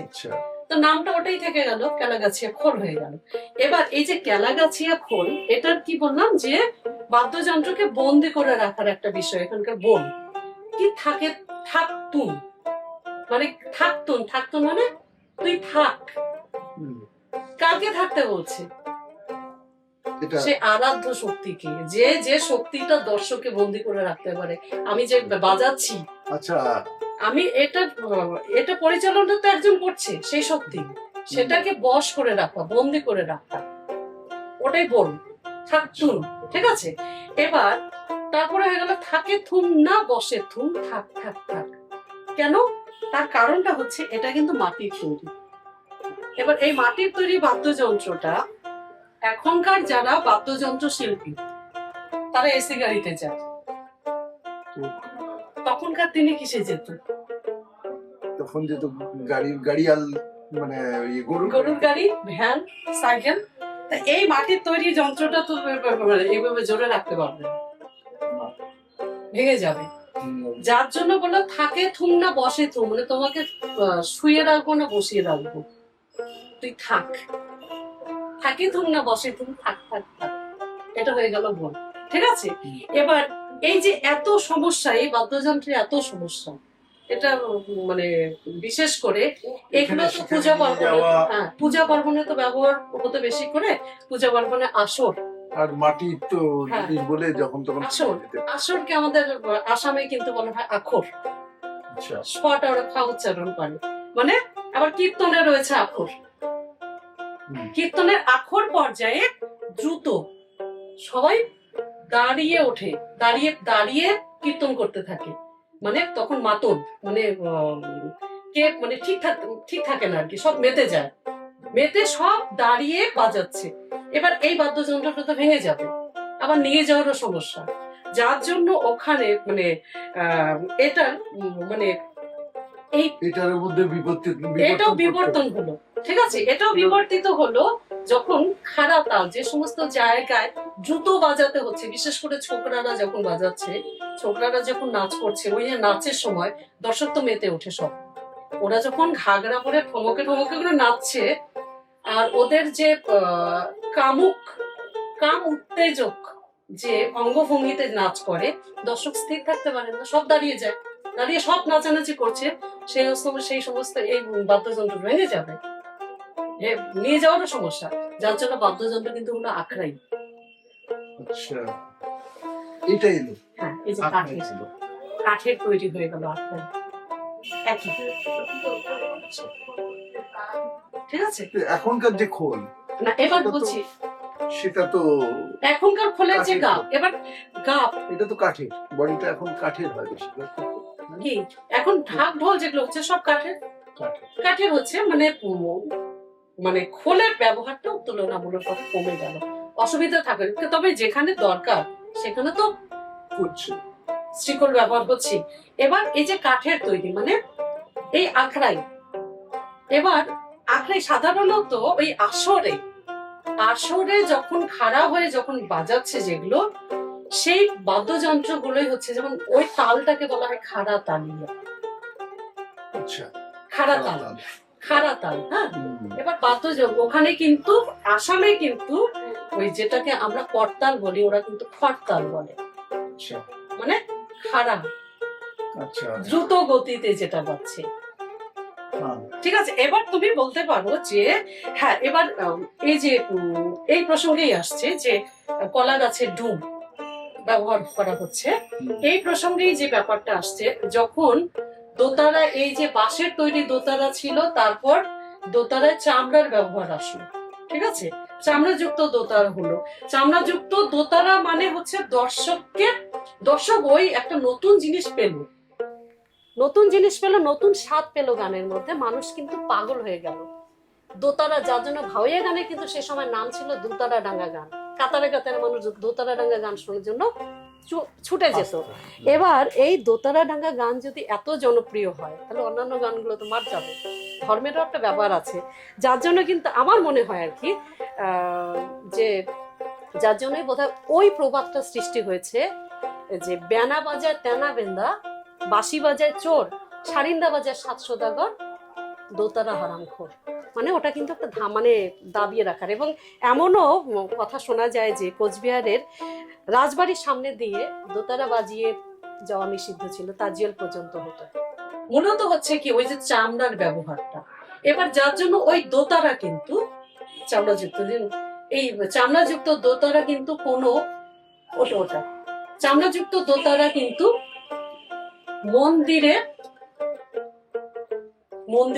মন্দিরে প্রবেশ নিষিদ্ধ, ঠিক আছে, চামড়াযুক্ত দোতারা মন্দিরে প্রবেশ নিষিদ্ধ। তাহলে তুমি বলতে পারো যে ঢাক বিশেষ করে ঢাকটা তাহলে পুজোতে কিভাবে ব্যবহার হচ্ছে, ঠিক সেটাও তো চামড়ার তাই না? তৈরি। তার কারণটা হচ্ছে আমি প্রথমেই বললাম, ঢাকের আদি রূপ হচ্ছে এই কলা গাছ, কেলা গাছের খোল। আচ্ছা কেলা গাছ হচ্ছে কি, কেলা গাছের খোল তো, কলা গাছ তো শুভ, শুভ এবং পূজা লাগে। হ্যাঁ, তো কলা গাছের কাজে এটা তো আপত্তি নেই। কিন্তু তাহলে চামড়ার ব্যবহার কিভাবে এখানে এখানে মানে একই সময় যে সময়টাতে তোমার দোতারায় ঢুকেছিল চামড়ার ব্যবহার, একই সময় এই ঢোল জাতীয় মানে আনন্দ বাদ্যযন্ত্র সেগুলোতে চামড়া ঢুকে গেল, মানে ত্রয়োদশ তার মানে শতকের এর দিকে। জনপ্রিয়তাটা ওখানেও প্রয়োগটা হলো আর কি। ওখানে ধীরে ধীরে ওখানে চলে গেল। চলে গেল। কিন্তু ব্যাপার হচ্ছে যে এই আরো একটা কারণ কি, দোতারা সাধারণত পুজোতে যে বাদ্যযন্ত্রগুলো ব্যবহার করা হয়, ঢাক, ঢোল, কাশির সানাই, সেখানে এই দোতলার আওয়াজ শোনাও যাবে না। আচ্ছা।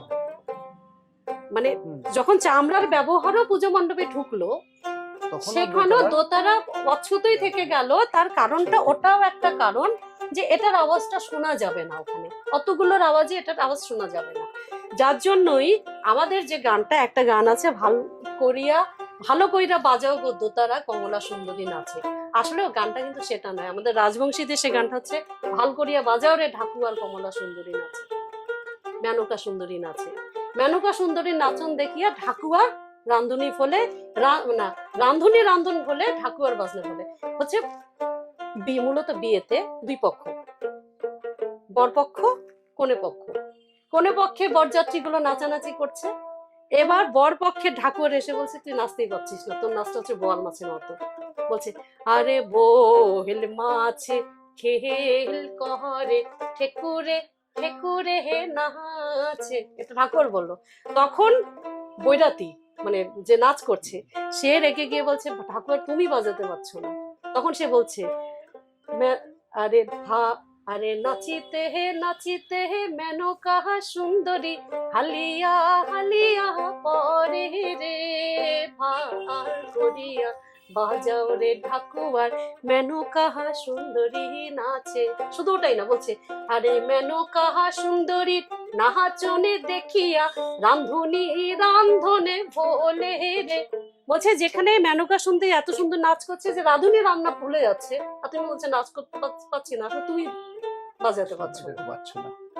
এই হচ্ছে ব্যাপারটা, যে যার জন্য এই দোতারাটা এখনো পুজো মণ্ডপে সাধারণত।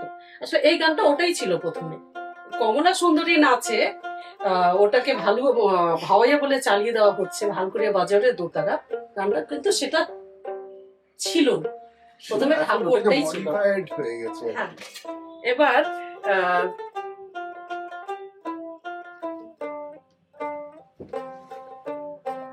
এবার তিনটি অঞ্চলের ভাওয়াইয়া কিরকম সেটা আমি দেখাবো।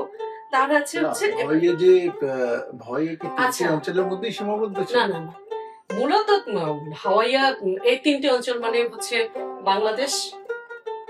বাংলাদেশের রংপুর, রাজশাহী, ওই জায়গাগুলো, আর পশ্চিমবঙ্গের উত্তরবঙ্গ, নিম্ন অসম, তিনটি অঞ্চলের রাজবংশী সমাজ যেখানে যেখানে থাকে।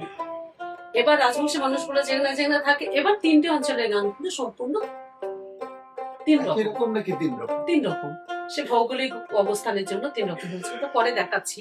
তার আগে যেটা দেখাচ্ছি যে এই যে ভাওয়াইয়া প্রথমে কি বললাম, ছড়াযুক্ত, ছড়ার মতো। হ্যাঁ, তারপর হচ্ছে তখনই ওই যে ওঝালি গান, বিরুয়া গান, এগুলো ব্যাপার, বন্দনার রূপটা আসলো। তারপরে আসলো তোমার সাতস্বরে আসলো। এবার সাতস্বরের তাল, আমি কি বললাম যে তাল, প্রথমে দুটো তাল ছিল যেটা দোতারার মাধ্যমে বললাম, যে যার জন্য দোতারা বাদ্যযন্ত্র, দুটো সুর, দুটো সুর মানুষের দুটো সুরেই তো দুটো তালের গান। এবার সব তালগুলো মানুষ যখন যে কাজ করেছে আস্তে আস্তে কিন্তু তালগুলো গানের মধ্যে ঢুকে যেতে শুরু করলো, বিভিন্ন তাল। এই যানবাহন কিন্তু একটা গানের তালের বিবর্তনের ক্ষেত্রে বিশাল ভূমিকা পালন করেছে, বিশেষ করে ভাওয়াইয়ার। আচ্ছা, কিরকম বলছি যে প্রথম দিকে আমরা আগে প্রথমে আলোচনা করেছিলাম যে আমরা প্রকৃতি থেকে অনেক কিছু থেকেই আমরা এই গান, সুর, ছন্দ, অনুকরণ আমরা করে হ্যাঁ। এগুলো নিয়েছি। হ্যাঁ। তাহলে এখানে যানবাহনেরও এখানে প্রভাব যানবাহন একটা গানকে কিভাবে বিবর্তিত প্রভাবিত করে। করলো আর কি, প্রভাবিত করে বিবর্তিত। বিবর্তন আনলো কিভাবে ভাওয়াইয়া গানে। প্রথম দিকে যে গানগুলো ছিল, সাধারণত প্রথম দিকে যানবাহন গুলো কিসে ছিল? যানবাহন গরুর গাড়ি ছিল, মানে মানে মোষের পিঠে, পিঠে, মোষের গরুর পিঠে, হাতির পিঠে, পিঠে, গরুর পিঠে। পালকিতে, হ্যাঁ। তো এগুলোতে আমি কিন্তু নিজেও একসময় মোষের পিঠে, মানে মোষ চড়ানো বলে যেটাকে, আমি ছোটবেলায় নিজেও মোষ চড়াতে গিয়েছিলাম, মোষের পিঠে ছিল। এবার ওখানে কি একটা দোলনি ছিল, কিন্তু এরকম ভাবে দোলনি, তো পড়ে যাওয়ার ভয় থাকে কিন্তু একটা। হ্যাঁ, এরকম একটা মাদকতা, এই মাদকতার সুরযুক্ত গানগুলো তখন ছিল। কিরকম হচ্ছে গান তখন, যে মাদকতা, একটা উদাহরণ দিচ্ছি, মানে তখন রিক্সা আসবে আসবে মুহূর্তে, মেয়েটা বলছে, অমুই পালকিতে না চরং দোলা লাগিবে, সুয়ারিতে না বই সঙ্গাহ বেড়াইবে, অমুই মুই সাহাগারিতে না চর, আমার মাথা বিষাইবে, এই যে নাইয়র যাবার বেলা, মুইসা গাড়ি থামি থামি, বেলা গেলে ঘাটা কোনা আইতে না গাইবে। মানে মেয়েটা কি বলছে, আমি পালকিতে উঠবো না, সোয়ারিতে উঠবো না, দোলা লাগবে, শরীর দেখা যাবে, আমার মাথা ব্যথা করবে, অত অত ধীরে ধীরে সম্ভব না যাওয়া। তখন সে কি বললো, যে এটা ওর বরকে বলছে, যে আমি এগুলোতে করে আমি বাপের বাড়ি যেতে পারবো না, এমনকি গরুর গাড়িতে করেও ও যেতে পারবে না আর যেতে কি। পারবে না। তো তখন সে, ওর বর বলল, যে স্ত্রীর আবেদন তো শুনতে হবে, সে আবেদন শুনে সে রিক্সা নিয়ে আসলো। কি বললো, এই কথা না শুনিয়া গেলেন সাধু মোর, ওই না দুহুরন্তর শহরে, ওই যে 3 টাকা দিয়া আনলে কি সাধু মোর, রিক্সা এখানে রে, সাধু মোর বড়ই কামলা বটে, আর কথা কইলে না চটে, সাধু মোর যাইবে বগলতে বসিয়া বড় মানাইবে, অমুই পালকিতে না চরণ দোলা লাগিবে, সুয়ারিতে না বই সঙ্গাহ বেড়াইবে। তার মানে মানে এখানে পালকিতে যখন ছিল এরকম দুলে দুলে যাচ্ছে, এবার যখন সে রিক্সা নিয়ে আসলো, অর্থাৎ যানবাহন কিভাবে প্রভাবিত করেছে দ্রুত গতির রিক্সা যখন এই আসলো, গানকে, সেটা এখানে চাকা লাগে। গানটা কিন্তু স্পিড, এই কথা না শুনিয়া সাথে সাথে কিন্তু স্পিডটা বেড়ে যায়। রিক্সার স্পিড তো বেশি, হ্যাঁ। গরুর গাড়ি তো আস্তে আস্তে হেলতে দুলতে চলতে থাকে। এবার একই রকম ভাবে গরুর গাড়ি তো যে চাকা, সে তো রিক্সার চাকার মতো, ওই লোহার কিন্তু পাত, তবুও সেটা আন। আস্তে চলে। ওই গানগুলো, ওই যে দ্রুত কাহারবার যে গানগুলো হয়, সাধারণত গরুর গাড়ির গানগুলো হয়, আচ্ছা, বেশিরভাগ ক্ষেত্রে দ্রুত কাহারবার যে গানগুলো, সেগুলো হচ্ছে গরুর গাড়ি। এবার হচ্ছে তুমি যেটা বললে অনুকরণ, আমরা প্রথমে বলেছিলাম যে বিভিন্ন রকম অনুকরণ করে আমরা ইয়ে করেছি, মানে নাচ গান অভিনয়, মানে যা কিছু, এগুলো সৃষ্টি হয়েছে। মানে এই যে 16 কলা সৃষ্টি, 16 কলার মধ্যে সঙ্গীত সব থেকে বড়, হ্যাঁ, মানা হয় আর কি শ্রেষ্ঠ কলা, সেটা মূলত আমরা অনুকরণ করেই শিখেছি। তো অনুকরণ কি, যে আমরা একসময় কিন্তু যে হাতিকে অনুকরণ করে তালের সৃষ্টি করা হয়েছিল। কিরকম একটা প্রবাদ আছে, যে ধান খায়া গেল হাতি, আর ছামের গলা দড়ি।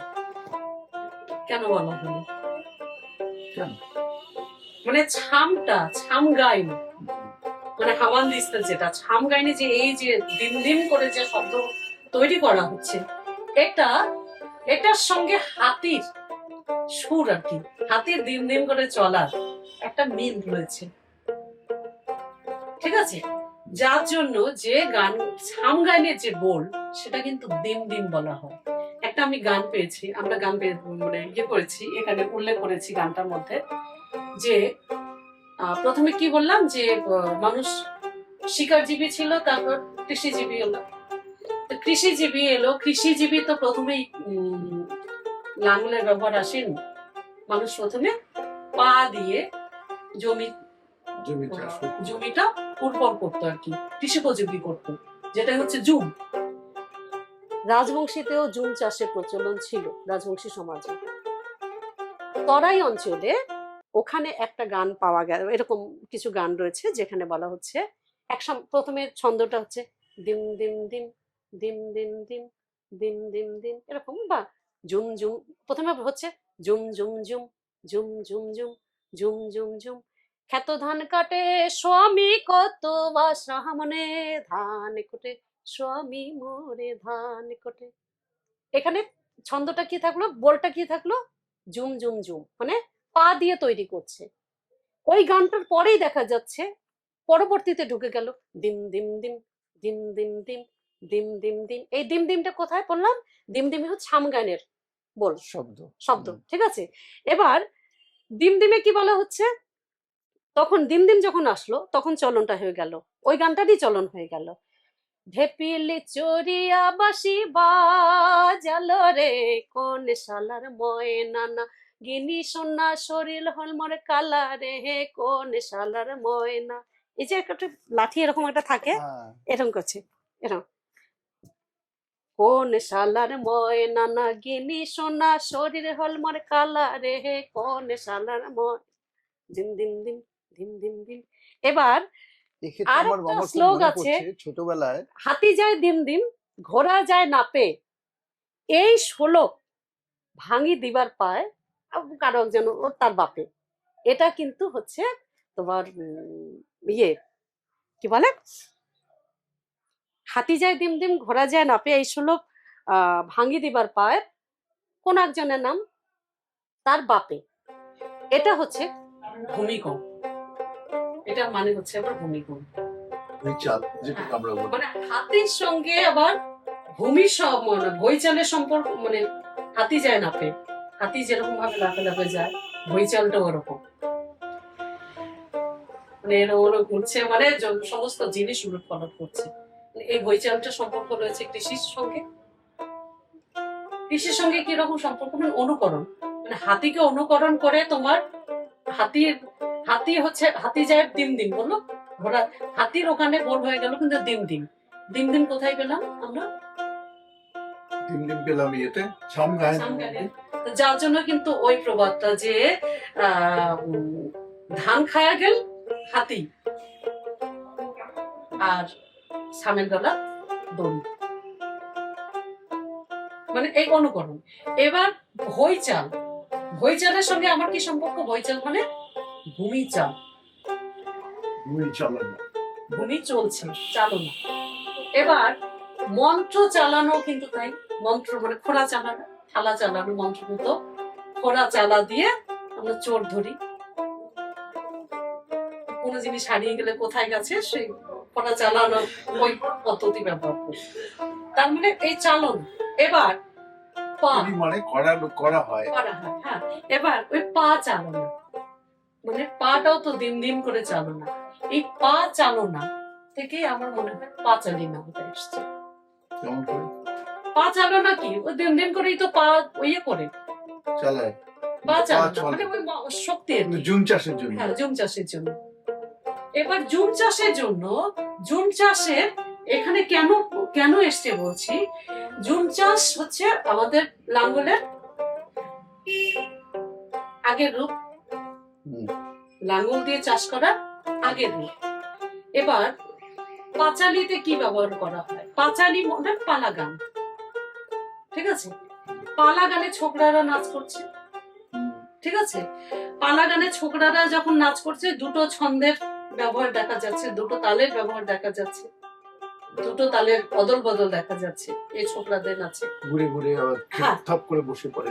এবার আমাদের যখন জমি চাষ মানে যেদিন দুর্গাপূজা হয় আর কি, দশমীর দিন, দশমীর দিন একটা প্রথা আছে যে যেটাকে বলা হয় যাত্রা, যাত্রা যাত্রা পূজা। পূজা আমরা বলি। যাত্রা পূজার দিন কিন্তু প্রথম আড়াই পাক, পূর্ব থেকে পশ্চিম দিকে আড়াই পাক লাঙ্গল দেওয়া হয়।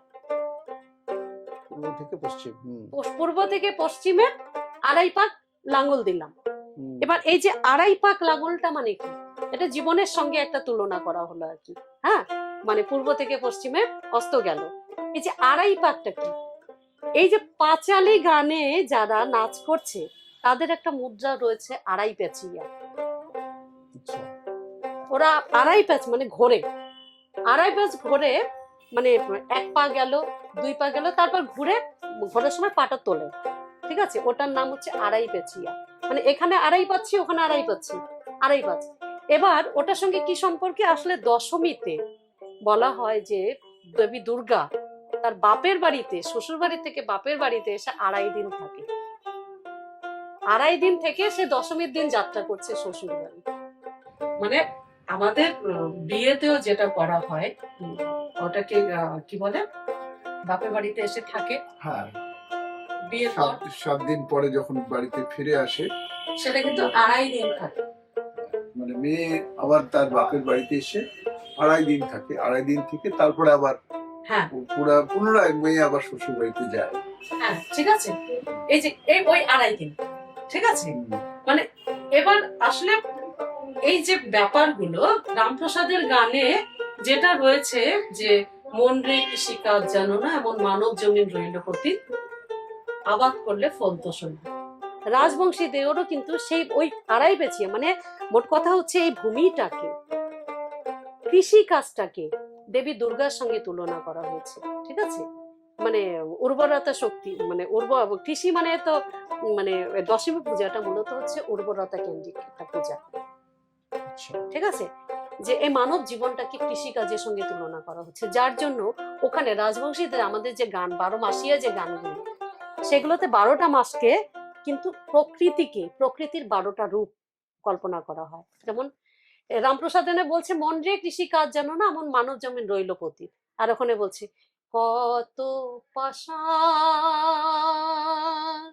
বান্ধিছেন পতি মনো তেহে ওরে মনুতে, পাষাণ বান্ধিছেন পতি মনোতে, জ্যৈষ্ঠ মাসে মিষ্ট ফল, আষাঢ় মাসে নয়া জল রে, শ্রাবণ মাস যায় কন্যারে কান্দিতে আরে কান্দিতে, পাষাণ বান্ধিছেন পতি মনোতে। ওখানে বলছে যে দেবী দুর্গার যে মা শিবকে জানাচ্ছে যে তুমি মনটাকে আর কত শক্তি করে রাখবে। শিব না, মানে দুর্গার বাবা কি নাম, তাকে বলছে যে তুমি মনটাকে আর কত শক্ত করে রাখবে, আমার মেয়ে কিন্তু তার প্রতিগৃহে সুখী নয়। এই প্রকৃতির বিভিন্ন রূপ, ওখানে প্রকৃতি মানে মূলত হচ্ছে এটা সেই যন্ত্রণার কথাই বলা হচ্ছে। একই রকম ভাবে কমলা মানে রামপ্রসাদী গানগুলোতেও কিন্তু ওইভাবেই বলা হচ্ছে যে আমার মেয়ে প্রতিগৃহে সুখী নয়, তুমি মাকে মানে মেয়েকে নিয়ে আসো। মায়ের উমার লাগি বিদরি পরাণী, উমাকে আনো গিরিবর, উমাকে আনে আমার বাঞ্ছা পূর্ণ কর, উমাকে আনো গিরিবর, মানে উমাকে আনতে বলছে। ওখানেও রয়েছে এই যে এগুলো হচ্ছে মানে রাজবংশী সমাজের যে 12 মাসিয়া গান, মূলত হচ্ছে দেবীকেই কল্পনা করা হয়েছে যে প্রকৃতির সঙ্গে। প্রকৃতি এখানে দেবী, প্রকৃতির বিভিন্ন দেবীর এখানে বিভিন্ন রূপ আর কি, প্রকৃতির এই 12টা মাস। তো এবার আমি কি বললাম যে পাঁচালী গান, এবার কি করলো, উমা যাত্রা করলো 2.5 দিন থেকে উমা যাত্রা করলো, তার জন্য পূজাটার নাম হয়ে গেল যাত্রা পূজা। মূলত পাঁচালীর থেকেই মূলত যাত্রাতে পদার্পণ করা হয়েছে। যা হোক, আমাদের আলোচনা তো অনেকটাই হচ্ছে। আসলে আমাদের যে বইটা, সেই বইয়ের মধ্যে অনেক কিছু তো লেখা আছে, অনেক কিছু লেখা এরকম ভাবে আছে হয়তো লেখা পড়ে সেটা বোঝা সম্ভব হবে না, সেখানে একটা অস্পষ্ট ধারণা আসবে। সেই ধারণাটা যাতে আরো ঠিক হয় বা আরো পরিস্ফুট আরো ভালোভাবে প্রকাশ করা কিছু যায়, কথা রয়েছে যেগুলো ভাষায় প্রকাশ করা যায়, যেগুলো প্রকাশ হয়নি সেগুলোকে প্রকাশ করা যাবে। তার জন্যই আজকের এই আলোচনা। আজকে এই আলোচনা হয়েছে। হ্যাঁ, এবার একটা আলোচনা এখনো বাকি রয়েছে, সেটা হচ্ছে 3টি অঞ্চলের ভাওয়াইয়া 3 রকম। এটা একটু দোতারা দিয়ে দেখিয়ে দিচ্ছি। আমরা এই ভাওয়াইয়া, বিশেষত ভাওয়াইয়ার ভাওয়াইয়াকে যদি আমরা ভালো করে শুনি তাহলে বুঝতে পারবো যে আমাদের অঞ্চল ভেদে ভেদে ভাওয়াইয়া কিন্তু এক এক রকম।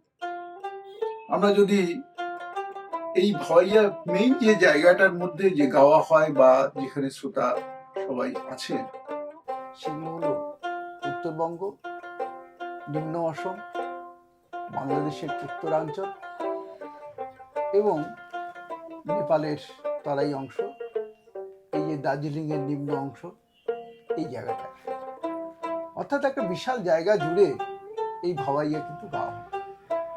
আমরা ভালো করে যদি শুনে থাকি তাহলে দেখব যে এক এক জায়গার ভাওয়াইয়া কিন্তু এক এক রকম। আমরা কখনো দেখি যেটা আসামে যেটা গাওয়া হয় তার থেকে উত্তরবঙ্গের কোচবিহারে যে গাওয়া হয় সেটা কিন্তু আলাদা। এমনকি কোচবিহারের যে ভাওয়াইয়া গান সেটাও গিয়ে জলপাইগুড়িতে গিয়ে দেখি আমরা অন্যরকম হয়েছে, বা তরাইতে গিয়ে আলাদা হয়েছে।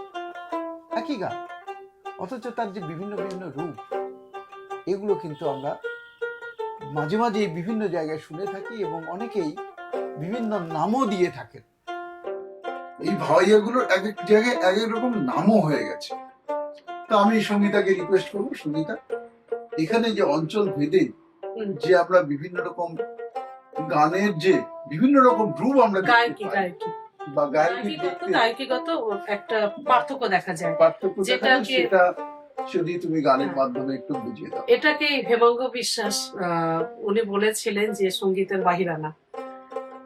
উনি বলেছিলেন যে সঙ্গীতের লোকসঙ্গীতের একটা বাহিরানা রয়েছে, যেটা ক্লাসিক্যালের ঘরানা, এটাই লোকসঙ্গীতের বাহিরানা। সত্যি বাহিরানা যে এই যে আঞ্চলিকানা, মানে আঞ্চলিক বৈশিষ্ট্য, এক নম্বর হচ্ছে রাজবংশী শারীরিক গঠন, 2 নম্বর হচ্ছে শারীরিক গঠনের জন্য দোতারার এই পরিবর্তন এবং দোতারার জন্য ভাওয়াইয়ার সাতস্বরে মানে কোমল নি পর্যন্ত হয়েছে। এবার শারীরিক গঠনের সঙ্গে আঞ্চলিক ভৌগোলিক অবস্থান একটা মানে বিশাল ভূমিকা পালন করেছে। কিরকম, যে আমরা যখন আসামে যাচ্ছি, আসামে হচ্ছে পাহাড়, তার সঙ্গে আসামের গানগুলো হচ্ছে ওই হাতিকে বশ করানোর জন্য, মানে ওঝালি গান বলা যেতে পারে আসামের গানগুলো মূলত।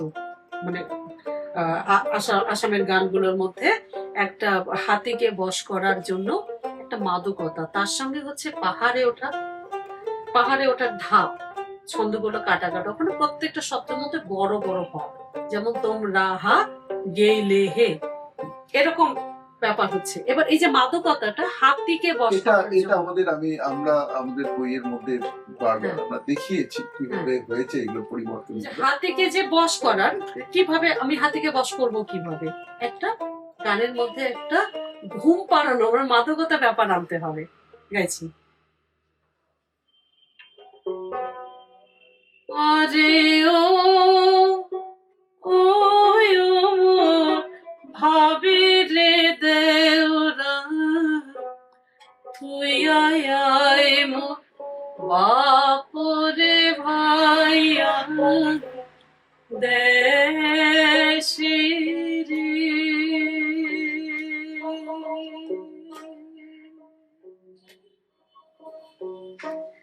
বাপা ভাই মরে তোরা বেচে খাইছে আই মগে দূরান্তরে রে, বেচে খাইছে মতরে কিয়া ঘরে রে।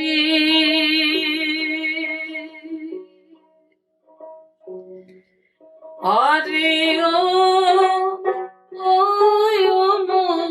ভাবে রে দেওরা, তুই আয় মো বাপরে ভাইয়া দেশে।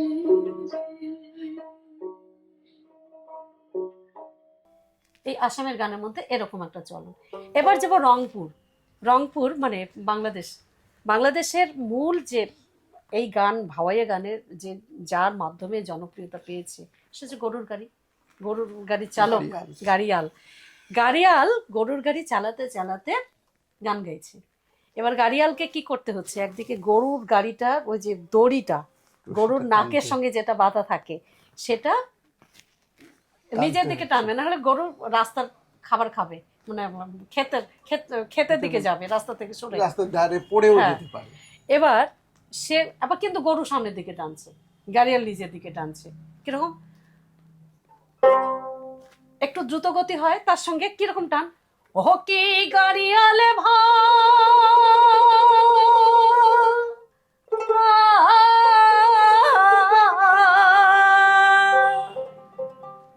ও কি গাড়িয়ালে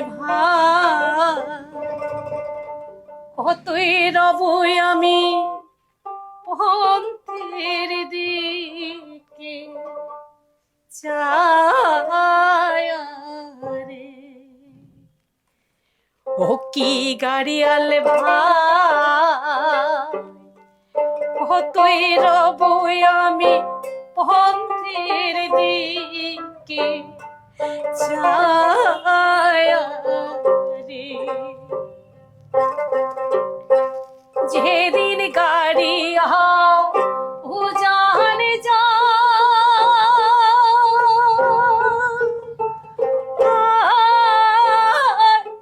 নারীর ভান চুরিয়া রে,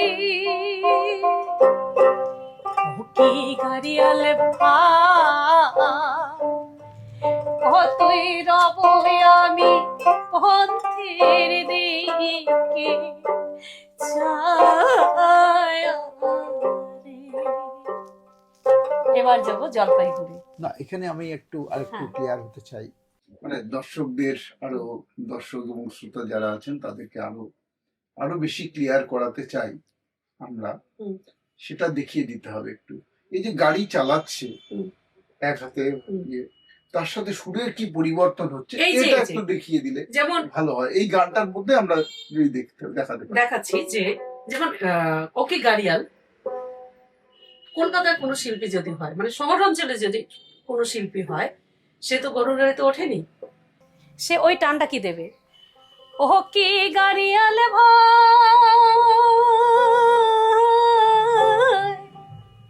এই দেবে, ও কি গাড়িয়াল এখানে থামবে। আর ওর চলনটা কেমন, ও কি গাড়িয়াল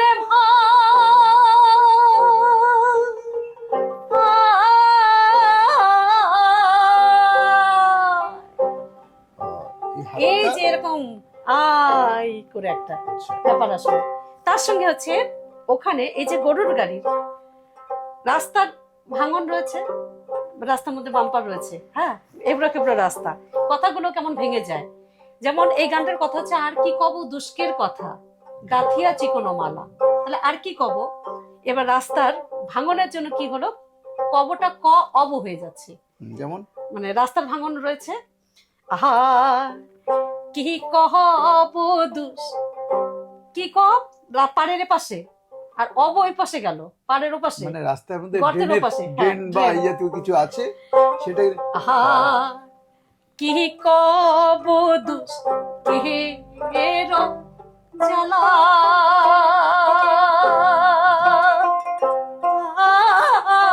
গাড়িয়াল গাতিয়াছি হনুমালারে, ও কি গাড়িয়ালে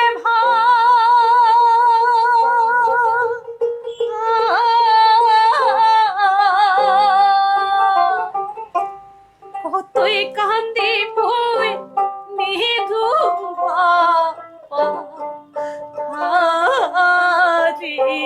রে, ও কি গাড়িয়াল কতই রব আমি অন্তের দিকে ছায়া রে।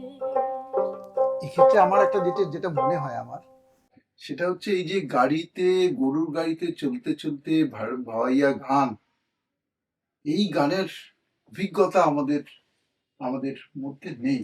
এখনকার আধুনিক প্রজন্মের যারা মানুষ, আমি নিজে গরুর গাড়িতে চলেছি অনেকবার। না না, এবং এখন হয়তো- ব্যাপারটা কি হচ্ছে, এখন যারা গান এখনকার শিখছে, যারা গান না না, এখন যারা গান শিখছে তারা হচ্ছে গুরুমুখী বিদ্যা তাদের। এবার সেই গুরু, সে নিজেই গরুর গাড়িতে ওঠেনি, আচ্ছা, নিজে গরুর গাড়িতে ওঠেনি, সে তার ছাত্রকে শেখাচ্ছে।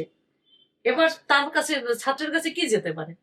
যাই হোক, আমাদের এই আলোচনার মধ্যে, অর্থাৎ আমাদের বইয়ের না, মধ্যে এবার সেটা আলোচনা করা হয়েছে যে কিভাবে প্রভাব ফেলেছে এই যে গরুর হ্যাঁ। গাড়ির গান, অর্থাৎ গাড়িয়াল কিভাবে গান করতো, সেটাকে আমাদের আমাদের সেটা ধারণা করতে হবে, সেটা চিন্তা করতে হবে, তারপর এবং গান যদি করতে হয় তাহলে সেই কথার ভাবনাটা ভেবে তারপর আমাদের গানটা করা উচিত। এবার এটা গেল কি বললাম, এটা বাংলাদেশে। এবার যখনই যাব জলপাইগুড়ির একদিকে হচ্ছে চা বাগান আড়াআড়ি, তার সঙ্গে হচ্ছে পাহাড় থেকে একটা জন্য গড়িয়ে গড়িয়ে পড়ছে। করলা গারিনু সারি গে সারি শ্যাও করলা নন্দে ছেকে অনিকে করলা করলা নাম তোরকে করলা করলা নাম তোরকে। আমার মনে হয় এটা না, এই গানটা ওটা বোধ হয় তরাইয়ের দিকে বোধ হয় বেশি, এটা বোধ হয় অ্যাপ্লিকেবল। ওই তো জলপাইগুড়ি দার্জিলিং, ওই যে যেটা বলে একদিকে হচ্ছে পাহাড় আর চা বাগান। হ্যাঁ। এই ব্যাপার মানে এই তিনটি অঞ্চলের মানে এরকম যে গানের ক্ষেত্রে একই গান, একই জনজাতির গান, একই রকম গান। একই ভাষার গান, শুধুমাত্র গায়িকাটা চেঞ্জ হচ্ছে তার ফলে ভৌগোলিক অবস্থানের জন্য। এবার আমরা এখানে গানের বিভিন্ন রকম ভাওয়াইয়ের কি রকম ভাবে বিবর্তন হয়েছে আর কি, যে মন্ত্র থেকে সে ছন্দযুক্ত মানে ছড়া আকার, তারপর হচ্ছে বন্দনা, তারপর সাতস্বরযুক্ত ভাওয়াইয়া পদার্পণ করেছে, কোমল নিযুক্ত। এবার তাল ভাওয়াইয়ের তাল, একদিকে তালের যে তালের পরিবর্তন নিয়ে এসছে, একদিকে হচ্ছে যন্ত্র মানে যানবাহন ভাওয়াইয়ের একটা তালের মধ্যে পরিবর্তন এনেছে। তার সঙ্গে আরো একটা কারণ, এই মানে ছন্দ পরিবর্তনের আরো একটা কারণ, সেটা হচ্ছে পালা গানের মধ্যে দ্বৈত চরিত্র। আচ্ছা, দ্বৈত চরিত্র মানে একজনের সঙ্গে আরেকজনের কথোপকথন হচ্ছে। এবার কথোপকথনটাকে ফুটিয়ে তুলতে গেলে একই সঙ্গে যদি হয়, একই লয়ের হলে সেটা কিন্তু বেশি গ্রহণযোগ্যতা পায় না, মানে অন্যজন কি বলছে সেটা কিন্তু কথোপকথনও কিন্তু একটা বিশাল ভূমিকা পালন করেছে। যেমন এই যে দ্বৈত চরিত্রগুলো কিভাবে গানের দুটো তাল নিয়ে এসছে। এক মেয়েটা বলছে, নায়র ছাড়িয়া দেহ মোরে বন্ধু, ও বন্ধু নায়র ছাড়িয়া দে,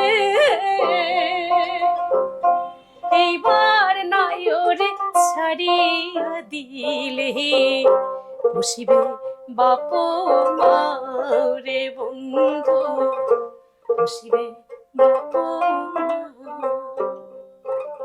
এবার ছেলেটা বলছে, যেও কথা কইলেন কন্যা হে, কন্যা কথা সেও হয়, একবার নাই ওর ছাড়িয়া দিয়া অঘরিয়া হানি কন্যা হে, যেও কথা কইলেন কন্যা হে, কন্যা সেও তোরে জানি, একবার নাই ওর ছাড়িয়া দিয়া অঘরিয়া হানি কন্যা হে,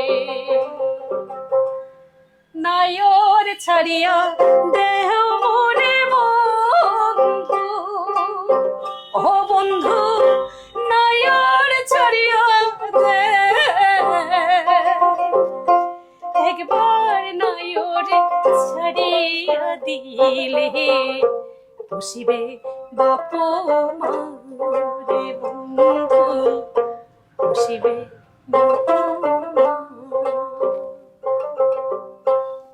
এই যেগুলো আলোচনা আমাদের এখানে হলো সেগুলো সবই আমাদের বইয়ের মধ্যে আপনারা আর একটা বিষয় রয়েছে, এখানে আরো একটা বিষয় বাদ গেছে, যেটা যদি আলোচনা না করে অসম্পূর্ণ থেকে যাবে।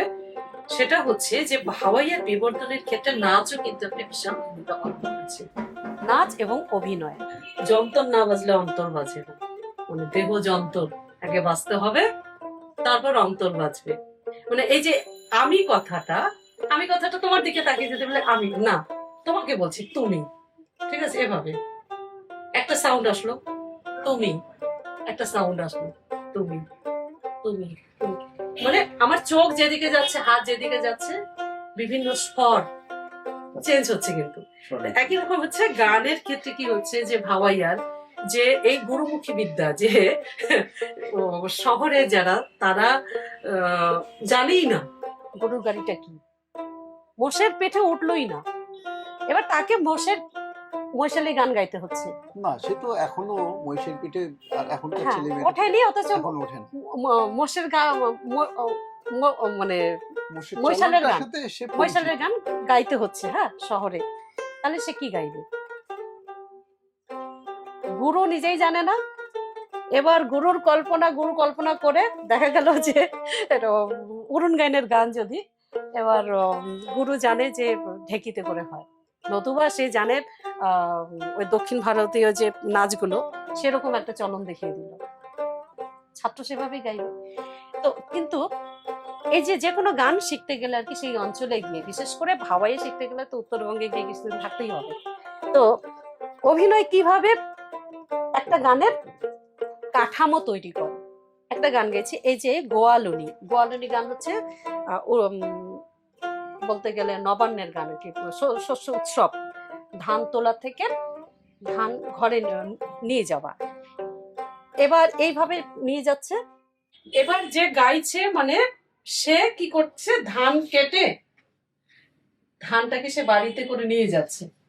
তো যখন বাড়িতে নিয়ে যায়, সে বোঝাটা এরকম থাকে, এরকম থাকবে বোঝাটা মাথায়, বা যখন বাতান দেওয়া বলে, মানে ধান ছাড়ে ওটাকে বাতান বলে, এভাবে। এবার তার চলনটা কি হচ্ছে, এই যে এই দিকে যাবে, একবার হাঁটবে, হাঁটার চলনটা ঠিক এই আর এই, এই আর এই হচ্ছে। এবার যদি সে করে যে এখানে যদি থাকে তাহলে গোয়ালনি এই আসছে, আর একটু হালবে গোয়ালনি গোয়াল। এবার যদি এখানে থাকে তাহলে শর্টটা হলো কি গোয়ালনি এই আসলো, কিন্তু মাপটা শরীরের কিন্তু একই থাকবে, এদিকে যতটা হালবে সে এদিকেও ততটা হালবে, এরকম গোয়ালনি হাতিয়া আহাই সে ধীরে। একটু বাজাও, এই যে গোয়ালনি হাতিয়া আহাই সে ধীরে, ও কি রাজ রে বেটা কানাই আপনি। মানে এই নাচটা একটা কিন্তু গুরুত্বপূর্ণ ভূমিকা পালন করে। তারপর যে ধান ছাড়া, ও কি ভালা রে, এখানে এই যে এইভাবে যাতে, ও কি ভালা রে, যদি না জানা থাকে তাহলে এমনি যদি শহরে যায়, ও কি ভালা রে, তাহলে কিন্তু গানটা হবে, মানে শর্টটা লাগবে না। এটাই মানে নাচ এবং অভিনয় একটা গানের কাঠামো তৈরিতে, হ্যাঁ অবশ্যই শুনতে। মানে যারা লোকশিল্পী তারা যদি স্বরগানের দিকে ধ্যান না দিয়ে যে গানটা যে কাজের সঙ্গে যুক্ত সেই কাজটা যদি করে, খুব দ্রুত গান শিখে যাবে। আচ্ছা, তার মানে এখানে ওই যে কি অবস্থায় গানটা গাওয়া হয়েছে সেই কাজটা যদি জানে তাহলে তার পক্ষে গান গাওয়াটা স্বরগান না জানলেও হবে, তার তাহলে সেক্ষেত্রে তবলা তালি না দিলেও চলবে। আচ্ছা, ওই ঢেকে মানে অরুণ গান দিয়ে বাড়া ভোকালি সে ভাওয়াই গানের ছন্দটা পাবে। সংস্কৃতির রত্নভাণ্ডার, ভাওয়াইয়ার ইতিবৃত্ত। তো এই বইটাতে আমরা ভাওয়াইয়ার একদম গোড়ার থেকে শুরু করে, মানে মন্ত্র থেকে শুরু করে বর্তমান এখনকার যে ভাওয়াইয়া আর কি, এটা কিরকম ভাবে বিবর্তন হয়েছে, বিবর্তনের কারণগুলো কি, এবং বিভিন্ন রকম প্রতীক, ভাওয়ের মধ্যেও কিন্তু প্রতীক চলে এসছে, সেগুলো আমরা ওখানে আলোচনা করেছি। এবার এই আলোচনার মধ্যে কিছু কিছু বিষয় রয়েছে যেগুলো লেখা দিয়ে প্রকাশ করা যায় না। যেমন কিছু গান রয়েছে, সেটা গায়কিটা তো ভাওয়াইয়া লোকসঙ্গীতের গায়কী স্বর দিয়ে কিন্তু বোঝানো যায় না, স্বরলিপি দিয়ে বোঝানো যায় না। তো সেই জন্য এরকম কিছু আরো অনেক কিছু বিষয় রয়েছে যেগুলো লেখার মাধ্যমে ফুটিয়ে তোলা সম্ভব হয়নি, যার জন্য আমাদের এই উদ্যোগ। কিউআর কোড আছে, এই কিউআর কোডের মাধ্যমে আপনারা যদি স্ক্যান করে নেন তাহলে অডিও ভিজুয়াল রেকর্ডিং আমাদের কিছু আছে, যেখানে আমরা ব্যাখ্যার মাধ্যমে এখানে যে লেখাগুলো আছে সেগুলো স্পষ্ট করার চেষ্টা করছি, তাতে অস্পষ্ট যে ক্ষেত্রে ব্যাখ্যা করতে বুঝতে অসুবিধা হবে সেটা কিন্তু বুঝতে সহজ হবে।